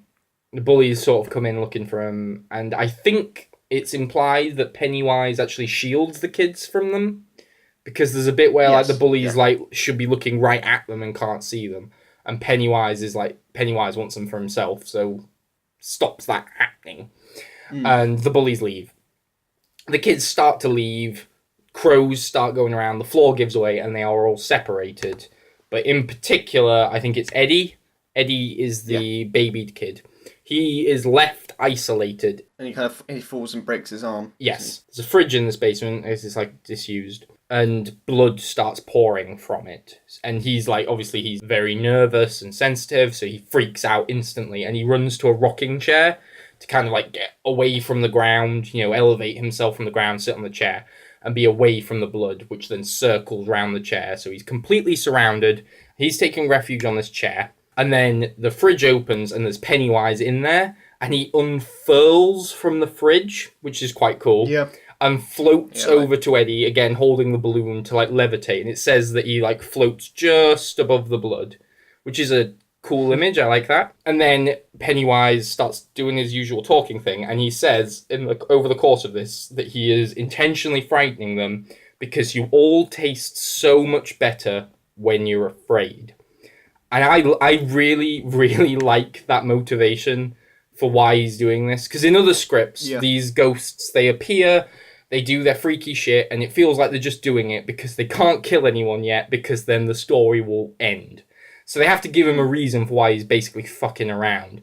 And it's to frighten them so they taste better. And why I like that motivation is because it's possibly the most evil thing I can think of. Like, he could just kill them and eat them. He doesn't have to frighten them. It's not necessary to his survival. He just does it because it's like salt or seasoning. It just makes it a little bit better. But he is so evil that he's like, I'm going to psychologically scar you before I eat you, just so that it's a little bit better for me. Not necessary to in a lesser script, it would be necessary to his survival. Like, he wouldn't be able to eat them unless they were afraid. But in this, it's just because he's so evil that he just wants them to taste a little bit better, and them being afraid is what helps him with that. And I really like that. It works in with the whole clown thing, because it makes him more just enjoyably evil, I think, as well. Yeah. And again, like you said, it gives reason to everything. I'm glad that you brought up the fact that I think they do literally call it later on in the film, they call it the equivalent of salting. Right. Like it's a flavouring to him. And so he doesn't say it in this particular scene, but he says it later on, and I just wanted to bring this up while I remembered, because there's also another bit where they mention it in a way earlier scene, when the kids try to report that shoe to the police. And there's something where the police compares the kids' excuses to salt. Oh, right. Or something like that. And so it sort of gives going back and thinking about that now, it sort of gives the impression that the police officer at that time was also under the influence of Pennywise. And there was another scene later on like that where a character says just something that sounds like Pennywise and makes you realise that he's also having an influence in that scene. Yeah. And I liked the smaller, less obvious moments involving the supernatural side. I liked that there's stuff where if you were to come back and watch the film a second time, obviously it's different because it's a script, we can scroll back and forth, and I went back to double check that moment. But to be able to watch it again and hear the police chief say something to that effect, and thinking, oh yeah, just it's something that has, it's something that grows on you with every watch, which I like. So the rest of the kids leap in to save Eddie. I think they jump on top of Pennywise, which made him a little less threatening, like when he's just has a load of kids like collapse on top of him. But then Beverly takes a firework and launches it into his face, which frightens him off. I like that. Better than a fucking slingshot. It's basically just stuck. They describe it as the firework is just wedged in his burning eye socket, and he pulls it out. That's cool. But yeah, I thought that was really cool. And then he turns into orange gas. He goes back into the fridge. Yeah, that felt like a cheap move. It's a cheap move. It's a move from the book, because that is in the book, and in the other film, that is his true form. I don't doubt that. It's his true form. It's crap. I agree. I don't like anything where evil is personified as gas or a cloud. I just hate it. When evil is a gas or a cloud or a gelatinous blob, I hate that stuff. It's just... I don't even know why Pennywise needs to have a true form. We're going to get onto this later. Yeah. But, like, in the other one, in the 80s thing, he has a true form where he's a giant spider and all these things. Why does he need a true form? Why does... Can't... Is that... Why? I think it's scary, the fact that he doesn't have a form at all. Like, having a true form kind of ruins the point of him being everything else. But, again, we'll get onto that later. Yeah. Well, I would say that this more or less marks the point for me. No. We're approaching the part now where it starts to lose a little bit of its power. And I think that is because Pennywise has already been made weaker. Like, they've just survived an encounter with him, and it was quite easy.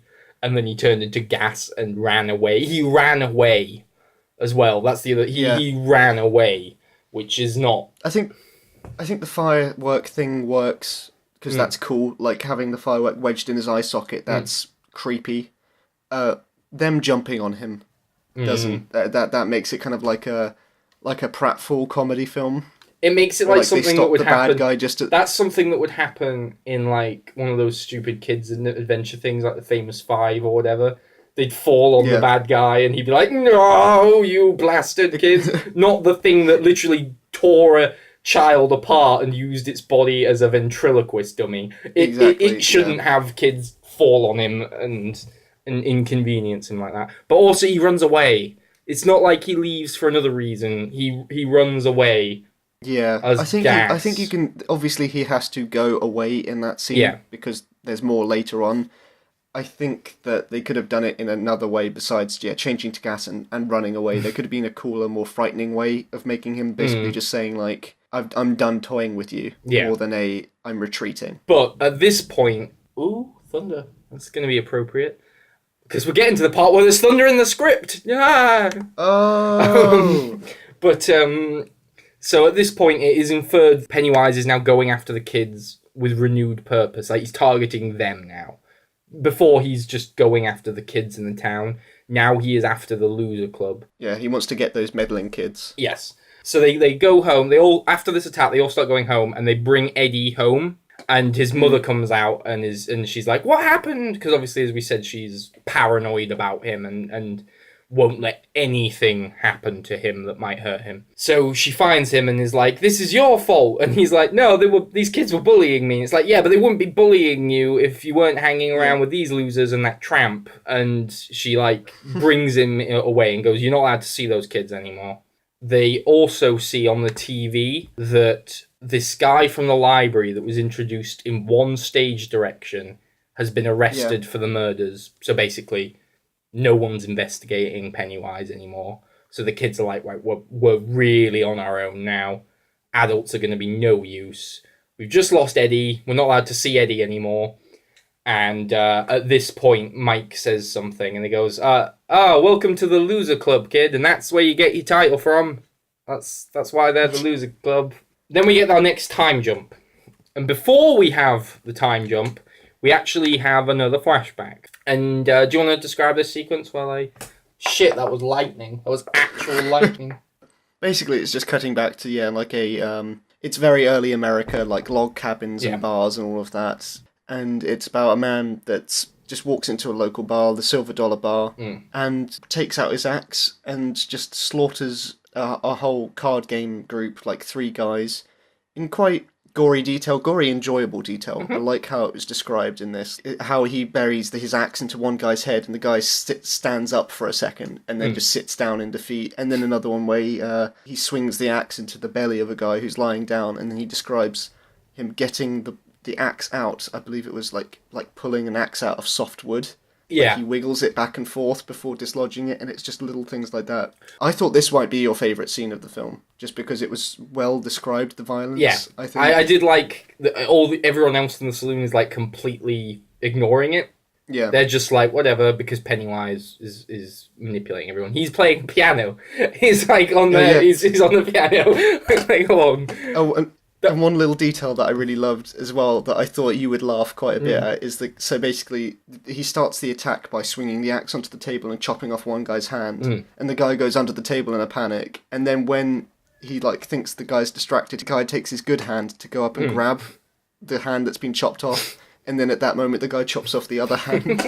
It is funny. That was kind of dark, funny like action that I thought that's definitely that to me says like Harrison action scene. Yeah, it's up there. It's definitely up there as my favourite. And then one of the guys who's been there seeing this all runs outside in a panic and goes to the toilet and is dragged down the toilet and eaten by Pennywise. Which is, again, it's another great instance of Pennywise as evil, because he's not caused all of this, you know, because he needs all these people to die. He's caused all of this mayhem and death to frighten one person so that he'll taste better. Yeah. Which is, again, that's so enjoyably evil. Like, he's killed all these people just so he can eat one of them and he'll taste a little bit better. That's funny. I like that. Yeah. And then basically it's just revealed that this is a story being told by Ben. Mm-hmm. And it's one of the many stories from this dark history of old Derry. And honestly, this was the first scene I thought of when you said it's a budget problem. Yeah, oh, definitely. This scene's not going to be in the film. I would be surprised if I see this filmed, because it's something that could be completely avoided. It doesn't really add to... We already know that it's got a dark past. It could be described. It could be described, or in the trailer, I just remembered now, they have things where they show a slide projector. Yeah. And that's not in the script at any point, so I feel like he could just be explaining it on a slide projector. I feel that that's probably where this is going to come in. Yeah, it's a shame. Again, the scene's really fun, and I would have liked this scene, but it's definitely one of those things where if you were making the dream project and you had all the money in the world, put it in, but you don't, it's not going to be in it, sadly. I agree. So, as you said, this is Ben telling the story, and the kids are piecing all this stuff together about how Pennywise has been around forever. They're confirming that he does all of the stuff that we know he does. And they basically resolve, like, right, we have to fight. And they say this, they decide they're going to make a plan, and they need to get Stan in on it as well, because it's the day of Stan's bar mitzvah. Stan's having his bar mitzvah. They want him so that they can get their numbers.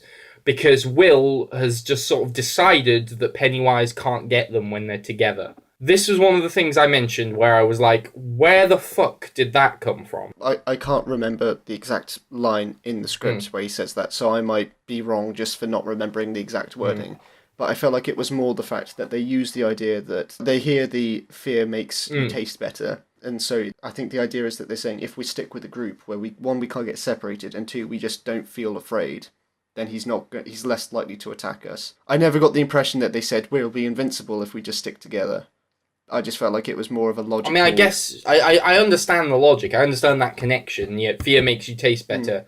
Ergo, us being together will make us stronger fighting him because we'll be less afraid. It still just feels like an arbitrary thing that he's very confident in. I mean, he says, like, trust me, we'll be fine. Which is a bit like, okay, really? And it's this vague thing where there is a problem with the book, and in particular that other film, where they just sort of decide we're gonna beat him with the power of friendship and love, and it's a bit like, A, it's really awful and sentimental, and B, they have to come to that abstract conclusion somehow, and it's never gonna feel concrete enough for me how they would arrive at that conclusion. There's also, linking in with this, there is another thing that he sort of just decides later on that I'll come back to, that feels a bit like, okay, where the fuck did you get that information from? Seems like a stretch. But in the fucking 80s film, I don't know if this is in the book, there is an even worse example of this, where it comes to them as a mummy. It comes to one of the kids dressed as a mummy. Oh, you said like he's scared of the Universal monsters. No, he's not. That's just he comes dressed as Universal monsters because they are universally frightening I guess. Oh. No one has a specific fear of them. And he's got a book of birds, because he's a bird watcher, and this mummy's coming to him, and he just starts saying the names of birds, and that defeats it. A, why? B, why the fuck did he decide to do that? Ah, mummy! Sparrow! Woodpecker! It's just... this isn't in this script, thank God, but where the fuck does that come from? Anyway... Back to this script, though. I just wanted to get that out because it pisses me off. So the kids separate. They decide they're going to go get Stan after his bar mitzvah. But in the meantime, Beverly goes home to find her father, who is either being manipulated by Pennywise or it is Pennywise in his form. I think I think what they're trying to get at is that it's half and half. Right. It's like with the bully. The hatred's already there. It's just that Pennywise is giving them the extra push to do something. And I think in this case, the father's already creepy. It's just that Pennywise is just kind of giving the go-ahead. Like, he's just put like the final straw, really. Well, to clarify, what happens is she gets home and her dad like instantly comes to her going like, I heard you've been messing around with boys. Everyone in town saying you're hanging around with a group of boys and that you're the only girl in the group. And basically he says, like, you're a woman now. What womanly things have you been doing with these boys? And he starts saying how, like, these boys want one thing and lots of girls ruin themselves by giving in to that one thing. And then he starts to actively try to rape her. But she fights him off, and then he says something about floating, which obviously indicates that Pennywise is heavily involved. So Beverly, like, eventually reunites with the boys and says, like, I can't go home. We have to fight this thing now because I cannot go back home. We have to do this tonight. And that's sort of, again, the instigation in that this is why, tonight, as well as sort of because of Beverly. It's half because of Beverly, but as well as just the idea of, if we don't do this now, he's going to get one of us. He's going to pick us off one by one. So we might as well do it while we have everyone already. Eddie, meanwhile, the babied kid, his mother's called the doctor to come and see him. And the doctor asks his mother to leave. And basically he tells Eddie that the EpiPen is a placebo. And that his mother's basically made up his disease. Because I guess she wants control of him. She likes him. She likes him being dependent on him. So she's sort of invented all of these things wrong with him and is controlling him. He finds this out and says to his mum, like, I've had enough of your shit. I'm going out with my friends. Fuck you. And he leaves the house. Yeah. Weird scene. Okay. Why was it weird? For me, just the fact that this doctor character is just suddenly showing up. Like, as in, I know the fact that you can't introduce everyone ahead of time, but I mean, they introduced the one-armed man that literally has 2 lines of action in this entire film. But it's the fact that this doctor character has come out of nowhere. So my first instant thought was, that's Pennywise. Like, basically when he gets the mother to leave the room, and then Dr. Hander kind of reveals this to him, it's described as, like, he leans in too close for comfort for Eddie. For a moment, it's creepy. So for me, I'm thinking... And then he says, Eddie, do you know what a placebo is? So in my head, I think this is Pennywise, and he's trying to trick him into thinking that his EpiPen is fake. So he'll go out, and then he'll have an attack. Okay. Like, I thought it was him. You thought into this way. Mother. You thought into this way more than I did. That was instantly, like, it was from the moment Dr. Hander showed up, I thought, okay, this is a trick of some kind. Because it was just... He was just happened to be there. And then he had a whole scene, which I thought, why would you introduce a character 100 pages into this 120-page script who has, like, a full scene, and then him kind of creepily trying to turn him against the mum. I was waiting for the placebo, his EpiPen to not be a placebo. Well, it is. So I just think that there could have been a way that, one, just make the doctor not creepy, I suppose. Or 2, just make a way that Eddie, like, opens the medicine cabinet or something like that and finds that there's not actually real medicine or something. Yeah. Rather than, like, his emotion... Like, obviously he still gets the emotional conclusion of him saying, I'm leaving. Like, this is me making a decision. But he doesn't get the realization himself. He's just told it. I guess. So, Stan has his bar mitzvah, which in hindsight seems almost entirely redundant and irrelevant. But he has his bar mitzvah and they collect him. Something that means they're becoming men. The entire purpose of that is the fact that, it's the fear of becoming a man, which obviously plays more into the book with a certain scene. Which has a kind of soft equivalent here. They all go to collect weapons, and I like that they pick up all these things, because that's, to my knowledge, not something they do in the book. Like chainsaws and just all these things that they're going to get to fight this clan, like really stocking up on loads of crap. And then Will says, I know how we can find it, because every attack has taken place near water in some sense. Like, it's the sink, it's the day it floods, which I like that. The day the flooding is why it came out. Yeah, it's logical. So it operates in the sewers, the showery thing in the synagogue. There's water at all of these places, except the morgue.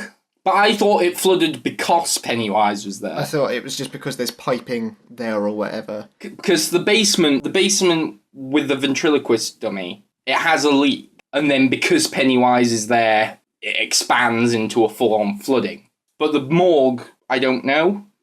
Also, it makes sense with the clan bit, because they're all by that canal. And I guess that sequence has, when you think about it, renewed relevance, because I suppose Pennywise is it suggesting that Pennywise made them burn the place down? Like Pennywise made that happen so that there'd be fear, so that he could eat people. I think it's partly for the fear, and then partly also that they jump in the river. Yeah, that's like a clever thing, if that's the case. Like he's killing two birds with one stone, and it made an all-you-can-eat buffet of really nice, salty food. So anyway, Will comes to this conclusion. I get the conclusion. It seems a bit like definite 100% this is what's happening. What about the house? Was that... it was by the pier, wasn't it? Yeah. I think it was good that they... that basically he goes back to all the spots. I think it's important that they show him going back to all the spots and realising this. To save time, obviously you could just have it that he says, I noticed they're all by the water when they're all doing the weapons. But it's, if the audience hasn't already caught up at this point, the fact that he's going back and it's a visual representation of him overthinking, like, what's the connection here? I think it's good to show, and it's just like a series of shots. Like, you can do that montage in 20 seconds, and I think it benefits for it. It lends some kind of weight to the whole floating thing as well. Yeah. Like he has a connection to water. That makes sense. So they make this connection and decide that it must live in the sewers. Also, it's another reason that it has to be tonight that they do this is because it's now in the middle of a thunderstorm. So there is water everywhere. Water's everywhere. He can come. So they decide, right, we're going to go take the fight to him. As all of this setup has happened, somewhere along the way, Travis has been manipulated by it into killing his father. He's playing with a gun. And he's, like, shooting, and his father comes in and goes, like, takes the gun off him and beats him and kind of humiliates him in front of his friends. And then there's a balloon over a mailbox or something, and he looks in that, and there's a knife. He takes it's the knife it from way back in Act 1, where he lost it in the knife from before. Yeah. He kills his dad. Then his friends walk in and see him sat there watching the Pennywise show on TV or something. Yeah. And basically, Pennywise has completely got a grip on Travis now. He's not just a bully, he is actually being manipulated by Pennywise and has a renewed drive to go and catch the losers and make them pay. So he kind of forces the other bullies into coming with him so that they can kill the loser club. So now we basically have the losers going to find it in the sewer. I guess Pennywise, as a precaution or a preemptive measure, has got the bullies after the losers, so they're in pursuit. They get in the sewer, they start looking for it, and the boys are chasing them. Help me. Yeah, I'm trying to remember this as well. So they see writing on the wall, they realise that they see Pennywise as a name for the first time. Oh yeah, they run down into the sewers. They go to I called it like a foundry from before, the place where the first bully got killed. They go back to there, and then Travis's two friends basically say, oh, I'm not going in there. like, that's where the other guy got killed. And Travis stabs one of his friends and then says to the other one, like, what do you think? And then they go, they finally come across, like, a narrower part of the tunnel, and they crawl through, and they come out onto this, it's described as membranous chamber. It's got a membrane. There's a membrane of, like, alien-y gunk. They describe it as, like, a waterbed that's full of spiders. Yeah. Like water and spiders. And obviously, I feel like that's the link back to... When I saw that, I thought that they were actually going to go full with, like you said, how his true form is a spider. I thought that they were going to go into that, but I assume it's just a reference to it. So the bullies, they realise that Travis is too big to fit through this pipe that the losers have crawled through, and so he sends one of the others through and goes, that you get him because you can fit. That Travis gives him the knife, and when the bully gets through, he falls and pierces the membrane with the knife, and that means that the spiders crawl over him, and he gets killed by the spiders, and the losers all fall through the membrane down into this chamber. This is now, we are at the point where this gets silly, and for me loses a lot of its scariness and becomes stupid.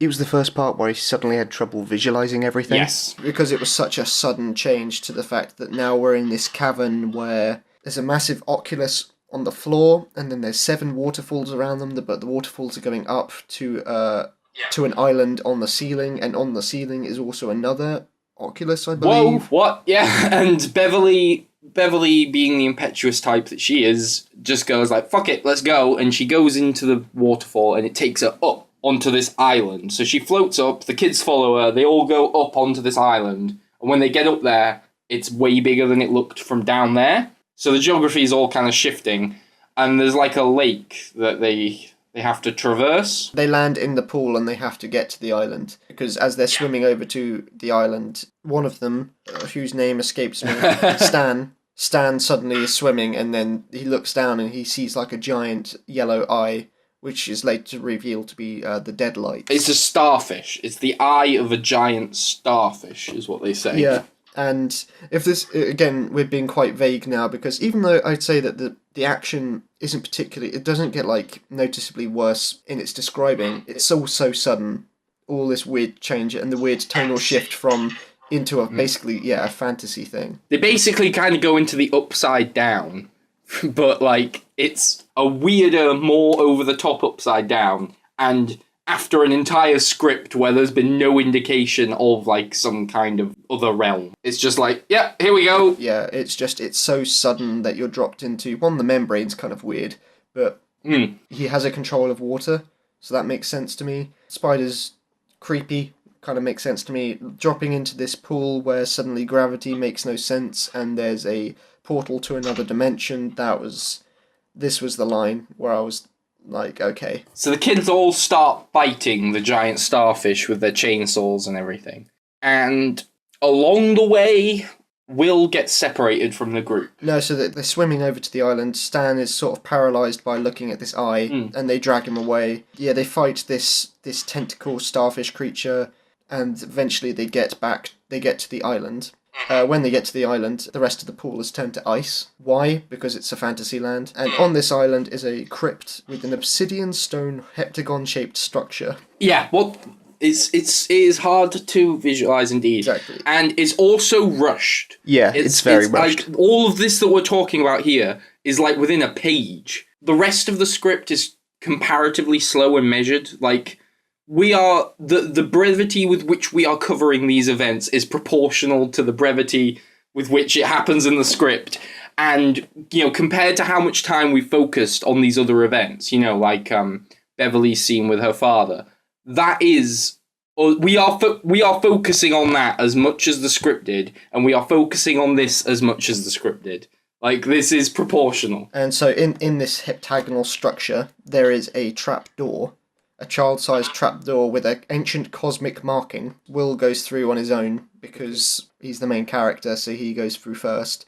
And then obviously, because he's just gone through this tiny trap hole, it shuts behind him and leaving him trapped out there to fight Pennywise on his own. Pennywise basically just tries to scare him by saying, I killed your brother. Will saying, I'm not afraid of you. And Pennywise saying, your brother wasn't either, but until I started chewing on his muscles. He's also, spidery now, isn't he? He's got, spider limbs or something. The description is... I'm sure he has spider limbs. Pennywise is clinging to the wall, joints all turned and wrong like a spider. That's fine. That's better than him being a spider. So the lights go out and Will uses the flare to light up the room, kind of similar to how the aerosol can was used in that earlier scene. Pennywise attacks him, causing him to drop all the rest of his flares into the pool. So he's lost that, and his first flare that he's now lit is dwindling. Will sort of slowly backs into a corner and then has a hallucination that the flare has actually turned into Georgie's severed arm, which of course frightens him and he throws it away into the water and the last flare goes out. And so now the pool starts illuminating and we get a full body shot of it in his final form, I suppose. Will grabs for the baseball bat, swings at it, Pennywise knocks it away and he gets Will's neck in his mouth and he's just about to jump down before an arrow flies into Pennywise's face. And the entire group come out of a reflecting pool in this cavern, in the trapdoor. I have no idea how. And then they all attack him with the crowbar, the chainsaw. The one thing I didn't realise from before when I got to this scene as well is that hubcap, shield and sledgehammer, which sounds quite charming, like kids fighting back. Hockey stick, nail gun, and baseball bat, and they're all just... And the way that I liked it is that Pennywise tries to fend off this Lord of the Flies rebellion. Oh, yeah, I remember that, yeah. Pennywise grows bigger and bigger and more grotesque is the way that it's described, because they're beating him. And then he gives up on that approach and turns back into Georgie, the brother, all the way back from the beginning, Will's brother. Oh, I remember this bit, because it just felt rushed again and completely in the wrong circumstances to work as a scene. They've just been beating him up, and then he turns into Georgie and starts going "Don't hurt me, I'm your brother," and it's okay, that could have worked, but after the group had all come in and started beating him up, and it's 100% definitely Pennywise, and everyone understands that it is definitely Pennywise. There's no the manipulation doesn't work. It's a cliche. It's such a cliche moment as well. Well, it also doesn't work because the scene that we really liked before where he does the crocodile thing, we know he's dead because we just saw his corpse strapped to its body. Yeah. We've seen his corpse. We know he's dead. Yeah. And it was basically just so that they could do this final thing where Will does the call again, but something's different. I don't know why something's different now, because he did the call just fine before, because that's how he got him down to the basement, and suddenly now the call's not working. And then he's oh, okay, it's not Georgie after all. And then lights him on fire using a similar thing with the hairspray and the lighter. They kill Pennywise with the lighter, and then he deflates like a balloon. And I'm just going to literally read this from the script, because again, it's so bizarre that it's so much less it's weird that the ending is less memorable than all the other little scenes. Well, I'm struggling, so... The trapdoor above them is blown away as if it was sucked off by a cyclone out of the oculus and into what looks like the stars of outer space. Suddenly, the gravity spell wears off and all the kids fall through the ceiling of the stone crypt into the waterfall section from before. They plunge into the new pool, and then basically they're trying to hurry back through the sewers as before, but now the water is rising from the storm that was outside more and more, and they're stuck in the pipes trying to navigate their way out. And then this is when it comes to the scene with Beverly. Okay, so context time. As far as I know, in the 80s film, they beat Pennywise, then we leave the flashback, fine, sorted. In the book, they defeat Pennywise, and then they get lost. And they're lost, and they're alone, they don't know what's going on. And what happens is, they decide that in order to become men, and in order to sort of to sort of become stronger and more like adults, and B, to sort of come together as a group, they need to lose their virginity. So they all take it in turns to have sex with Beverly. They don't have an orgy, it's not a child orgy, but it's very disturbing, very unneeded, and it's not in the book presented as it's presented as an emotional moment, you know? This is them becoming men, this is a sentimental thing. And it's oh, it's fucking creepy. Yeah. No, Stephen, no. In this we get a much more toned down version where basically it says that Beverly is like their muse and is the thing that's inspiring them. She kind of just touches their faces and gives them the strength to. She touches everyone on the face in turn. Basically it's written in the script as in block caps. She takes Eddie's face in her hands, she takes Stan's face in her hands, and then it goes through with all the loser club. I didn't like this section because, one, it just felt like it was there because of the stuff in the original book. Also because, one, why is Bev suddenly now their muse when she was in... She was, throughout the script, Ben has been doing things that he wouldn't do to impress her. Yeah. And it's implied that, like when she jumps into the waterfall, they follow her. So they clearly, but it felt like they're doing it to impress her, or to not be shown up by a girl. I guess the muse thing is a bit of a jump. But my question is more, what exactly happens after that? Well, it's because, that's the thing, is that it's because they're lost, they kind of at a down moment. Like, they think they're going to drown. One, I've seen lots of scenes in films like that, where the water's coming up to the top, and they're just, like, they think they're not going to make it. There's no point in this where they think that they're just about to... I mean, Ben says, we're dead, so dead. But they're just kind of lost, and then this scene happens, and then it cuts to, literally, right after she finishes by taking Will's face in her hands. One by one, and then it cuts to, one by one, the kids shoot out the storm pipe. The sky is blue, the storm has passed. That's what, I read that and went, did I miss something? Yeah. And I was hoping you could explain it to me better, but no, that's what happens. And I still don't really get it. It's not like there's a moment where you think that they might have died, or like... I know that's all cliche, so it's not like me saying, oh, they should have had a moment where it's like... where we think that they're dead and then a single bubble comes up or whatever. But it's the fact that it seems like it's setting up like one of those cliche scenes. Like, we could maybe die, let's all have this peaceful moment. And then the moment the peaceful thing happens, they get shot out of a storm pipe. Well, that was the other thing that confused me, and your interpretation of it has made me even more confused, in the sense that you just said that this is like them trying to have a peaceful moment. I was confused as to whether or not it was the plan. Like, if Beverly just thought this would happen, like, I know, I'll give them strength because I'm their muse, and then, fuck it, something might happen. I just genuinely didn't know how, because they've been jumping to conclusions throughout. I didn't know if they thought this might work, or like, as you said, if it was just meant, as far as they were concerned, to be a peaceful moment before they died. But even if it did work, why? I thought that the whole them being together thing, as you said, was like, okay, if they're together, then they won't be afraid, and it doesn't have power over them. But in this case, it's like, no, them being together gives them control? I think you could just read it both ways, because it's either strength or comfort. I think that's what they're going for. Because originally it was just that them being together means that it can't do its thing. But now, them being together means that they can fly.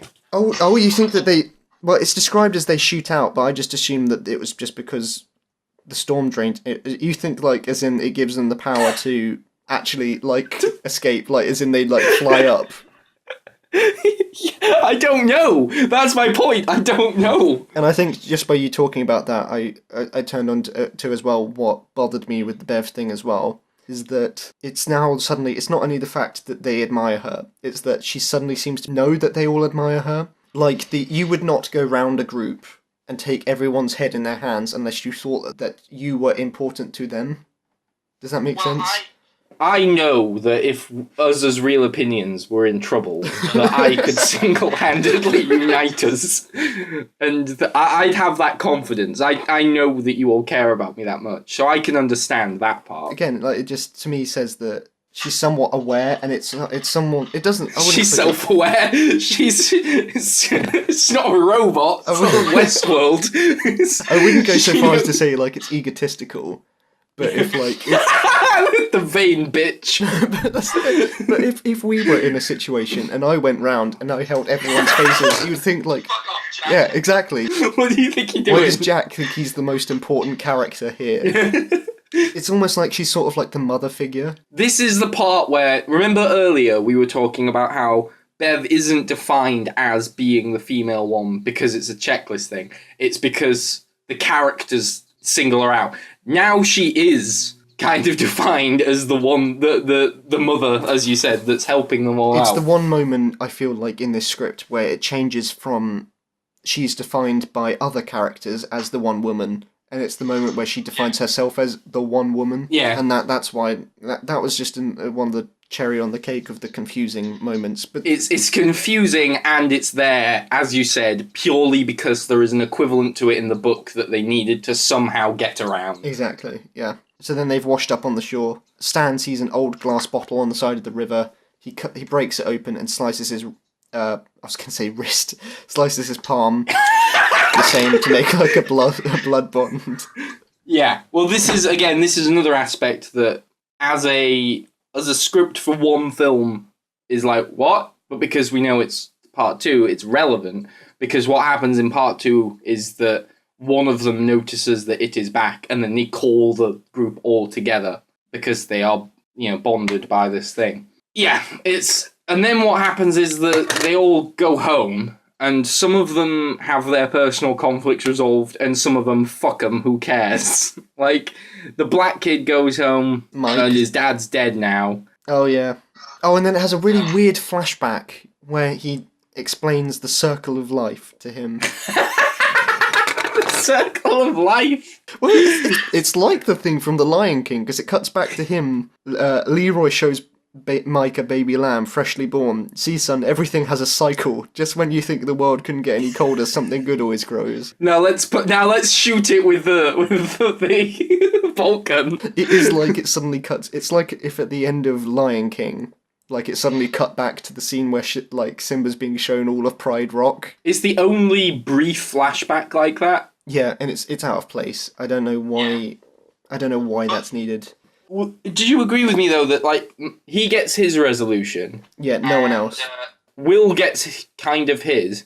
What about the other kids?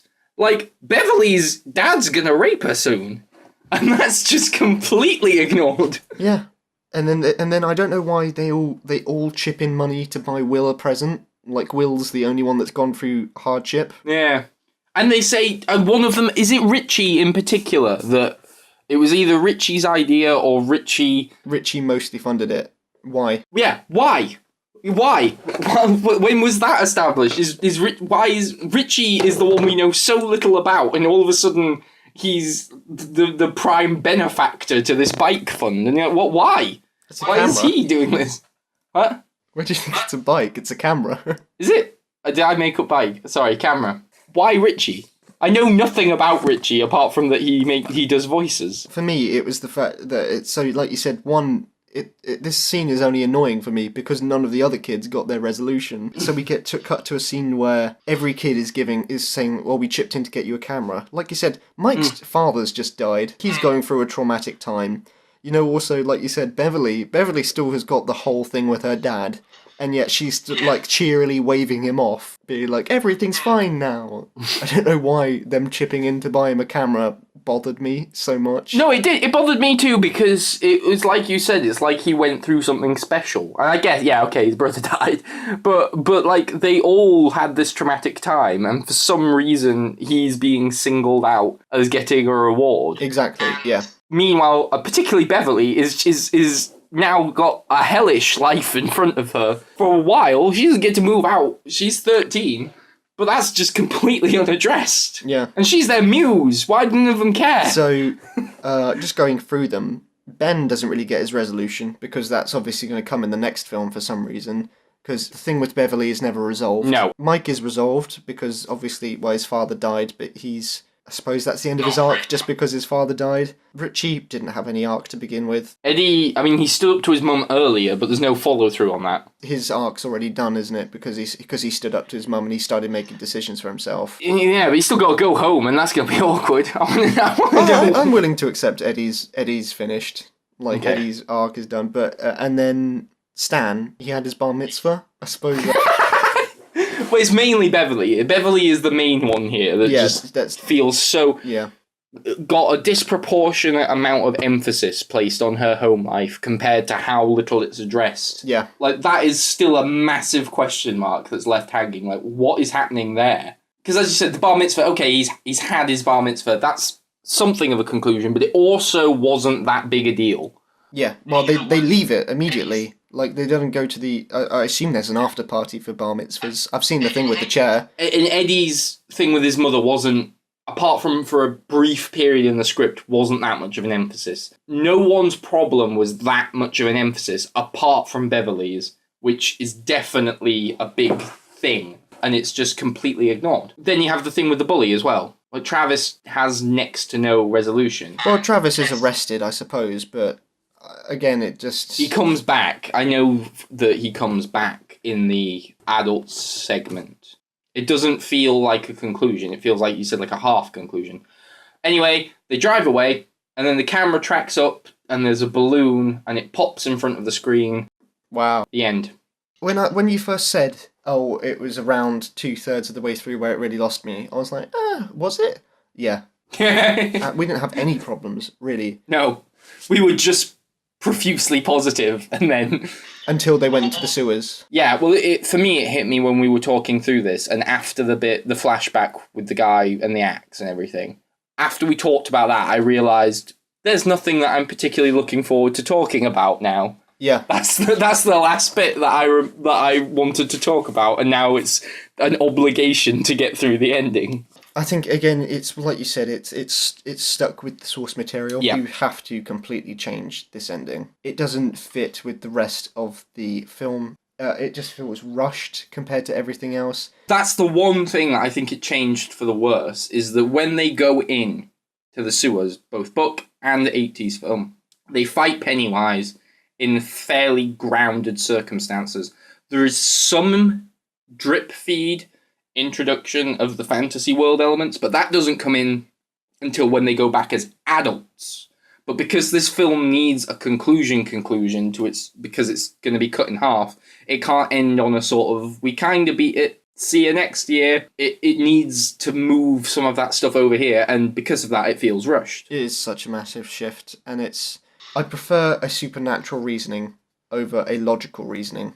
It was a gas that was affecting the whole town. It was none of that rubbish, but at the same time, an interdimensional being that purely arrives as a clown in this one town every 28 years. There's nothing smart about it. It's not scary. In the book, I vaguely understand. I feel like I am at a disadvantage with Stephen King stuff because I haven't read The Dark Tower, and I know that The Dark Tower is like the thing that connects a lot of this universe stuff, because I believe that Pennywise comes from a dimension that is described in The Dark Tower, and that The Dark Tower kind of explains it better, but at the same time, fuck it, I'd rather have no explanation than this sort of vague... I mean, I know they come to the conclusion of exactly what it is in the adult half, but we already kind of get that it's an interdimensional being from this half, don't we? Well, there is also the interdimensional stuff in the first half, from what I remember from the Wikipedia. So I'm either going to sound like a complete moron here, or from what I remember, is that Pennywise is effectively almost like a devil character in this interdimensional space. God in this interdimensional space is a giant flying turtle. Wait, what? Is this? Are you making this up? Or wait, I know that in the other film he is basically just like extraterrestrial or extra dimensional being has come here and that's it. What? The space turtle, though, is completely news to me if this is true. It's the space turtle, so the space turtle is Pennywise's mortal enemy. Where are you getting this from? Wikipedia. It's real. And I sure as hell hope that this is what's going to happen in the film. If there's a space turtle, I will forgive it of all criticism. The space turtle comes to Bill, not Will. It comes to Will in a vision, and explains that Will has to... Okay, shall I read the Wikipedia for you verbatim, so you won't think I'm an idiot? If anyone's read the book, could you please confirm if this is what happened? Also, you're gonna think I made this up, so... Right. Bill then discovers the ritual of Chud. The ritual of Chud. An ancient ritual that allows him to enter the macroverse where it originated. Bill encounters Maturin, or the turtle, the creator of the universe and the natural enemy of it, who further explains its origins. Sorry, one minute. This is confusing enough as you explain it to me. I'm trying to imagine this in a book being described. I cannot fathom how this can be true. I believe you because it's also the same book that decided to have a child orgy to give kids strength to free themselves. So I completely believe that this is something that could happen. But I'm speechless. The giant turtle was not a thing that I was aware of. So in the second half of the novel, when the losers face it once again, this is from the Stephen King Wikipedia, when the losers face it once again as adults, it tells Bill that the turtle is dead and that he had choked to death on a galaxy.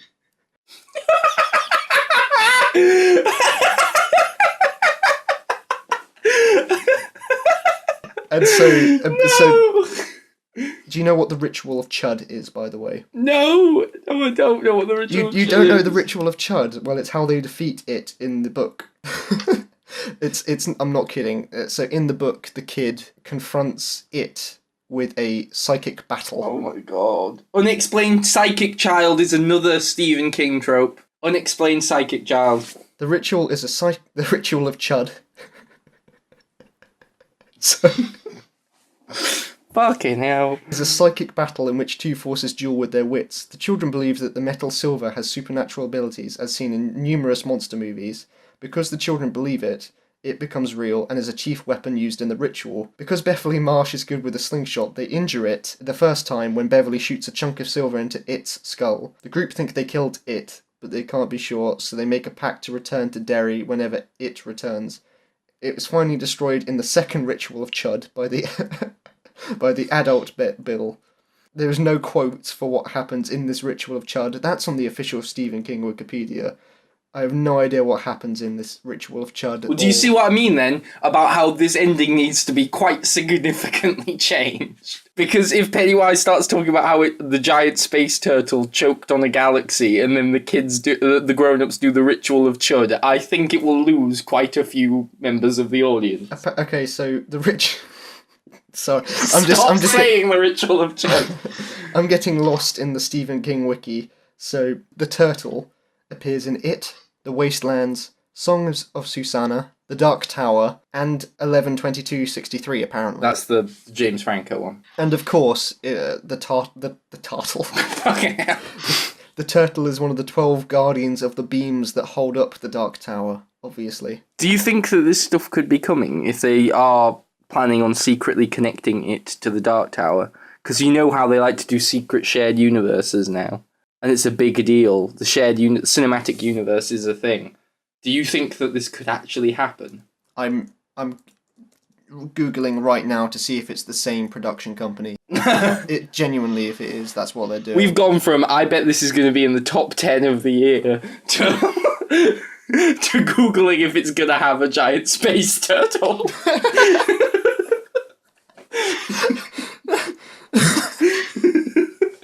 It's not off the table, but it's not. They are by different companies. They are by different production companies. So the Dark Tower is by Sony Pictures. But Sony, no, it's Sony. They could do it. They did it with Spider-Man. Oh yeah, because that really went full steam ahead. No, I mean they moved him over to Marvel.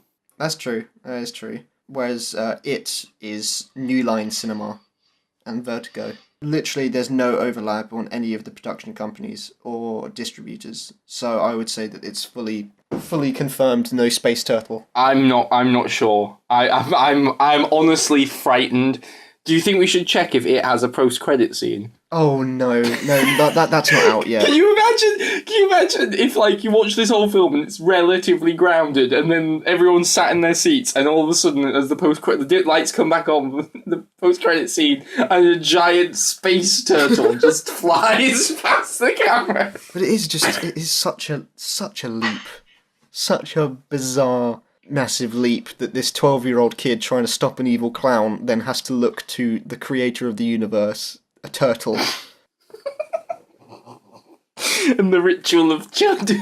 And the ritual of Chud. It is called the ritual of Chud. I'll tell you what this one thing this discussion has given me is a genuine desire to read this 1,200 page book to see how whether or not it sows the seeds of this. If it slowly builds to the giant space turtle reveal, or if it is as abrupt as I imagine it to be. Like, in the middle of this small-scale horror story, out of nowhere, it is revealed that this is a cosmic entity fighting... Sorry. Fighting another giant cosmic entity that is a turtle. Right, I'm trying to find out how... Because it's called Chud, but Chud, the U, is an umlaut. So I'm looking up how to pronounce German on YouTube, so I can actually... I really don't care how to pronounce the ritual of Chud. 3 vowels in the German language have an umlaut. A, O, and U. Ooh. So it's Chud. It's Chud.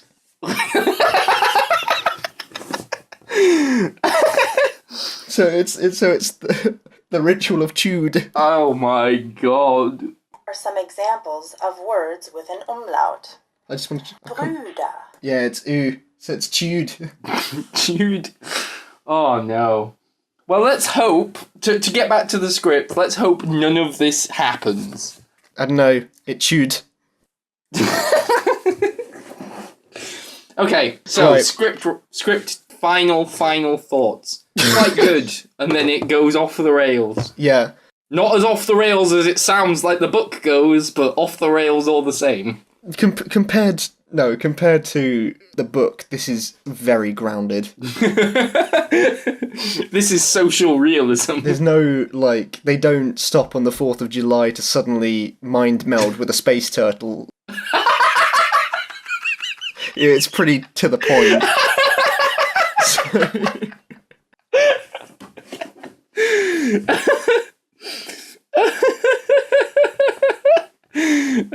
It is funny now that the idea that the writer wanted to put in a sex scene with a goat, that's actually less bizarre than stuff that happens in the book. But this is such a weird... I thought this was going to be a really short one, where we just talk positively and then that's it, but this is the longest by far. This is the longest video we've ever done. This is almost 3 hours of recording. Maybe we should split it into 2 parts. one part that's relatively on topic, and then the second part where we bring in the space turtle. So it is basically exactly like the book then. That's what we should do! I don't think we have to wrap up anything else. I mean, like I said, I'm still looking forward to this. I still think that if it came out as it is now, in script, top 10 of the year, I'd say, films. Most enjoyably, I think. And all the characters, I really liked all the characters. I'm not looking forward to a second film, still. Regardless of how much I liked the first 2/3 of this, or 4/5 more of this, I just can't be bothered to do another film, and especially a film that's guaranteed practically to be worse than this.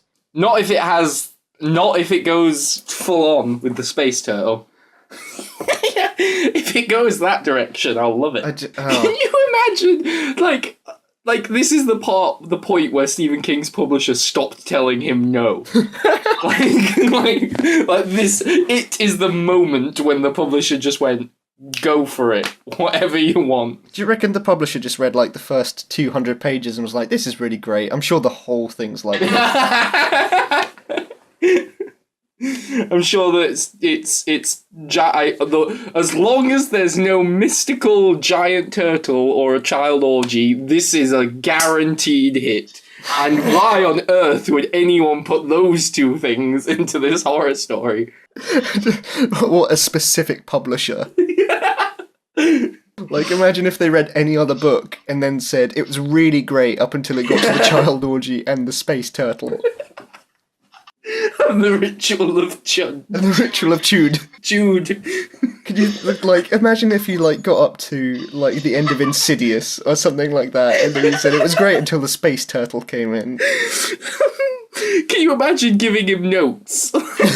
He shows you his first draft and goes, okay, this is the manuscript. Be honest, okay? So, Stephen, there were a couple of things that you might want to reconsider. Just a couple. Really? What were they? Is it not obvious what those two things might be? No. Is it the bit with the mummy? No, honestly, no. It's not the mummy. It's the mummy's fine. I really don't know what it could be. Just like that, Stephen instantly assumes that the mummy's the big problem. He's just like, yeah, I pushed the boat out a bit with that mummy. That might have been a little too far, I'll admit that, but as long as the rest of it's fine, yeah? Yeah, well, just have a look at the notes. Just have a look at the notes. They should be fine. I just realised I've done this whole bit without the headphones. Oh, okay. It'll be fine.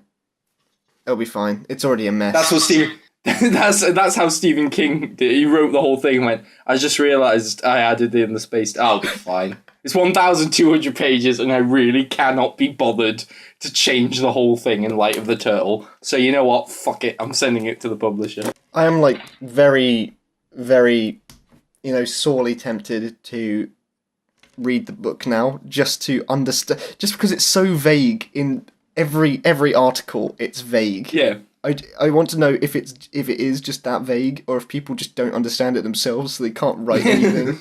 So if by any stretch of the imagination someone has listened this far, firstly, bravo. Bravo indeed. And secondly, I think, what are we doing next? Because we've had suggestions at this point. On our Alien Engineers video, we had a few people comment with requests, which is great. And that's kind of what we've been hoping for. But obviously we have to decide what order we're doing these things in. And I know you wanted to do Death Note at some point. Death Note, I kind of want to do the similar thing that you did with It this time, where you watched the old film. So the problem with Death Note is that there is the TV show, there is the film, there's a sequel film, which has got nothing to do with the original book. I'm not reading the book. Death Note has been adapted so many times. There's a musical. Fuck me. Do you think we could do an It musical?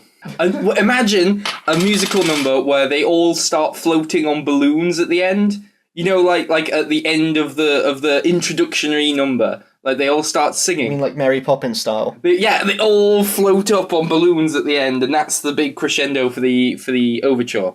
That I would pay to see that. I think that the next one will either be Alien 3 or The Island of Dr. Moreau. Okay, so should we make an executive decision here so that people know what's next? Is it Moreau or is it Alien 3? Should we do Moreau because Alien? We just did Alien, like you said. Okay, Moreau. There you go. Okay, so next is The Island of Dr. Moreau by Richard Stanley and Michael Herr. Thank you very much for listening. I can't believe someone would get this far. And they made it to the end of the other ones. What was that? I told you it would get more incoherent and babbly as it went on to the point where it's not even English. I said they got to the end of the other one. Okay, true, but people actually... Oh no, people like it just as much as they like Alien, almost. Yeah. And people might be interested. Yeah, if you want to hear any other ones, you can leave suggestions in the comments below. This is... Not only is it a podcast if you're listening just audio, it is also on YouTube, on our channel, Real Opinions. Yeah, leave comments on there if you want to hear anything else, or if you have any thoughts on the script at all. No, except leave suggestions. Leave more suggestions, because I think that's better than us deciding. Cool. Right, well, thank you very much for listening. Sorry if you did make it this far. And, see you next time. Bye. Oh, good one.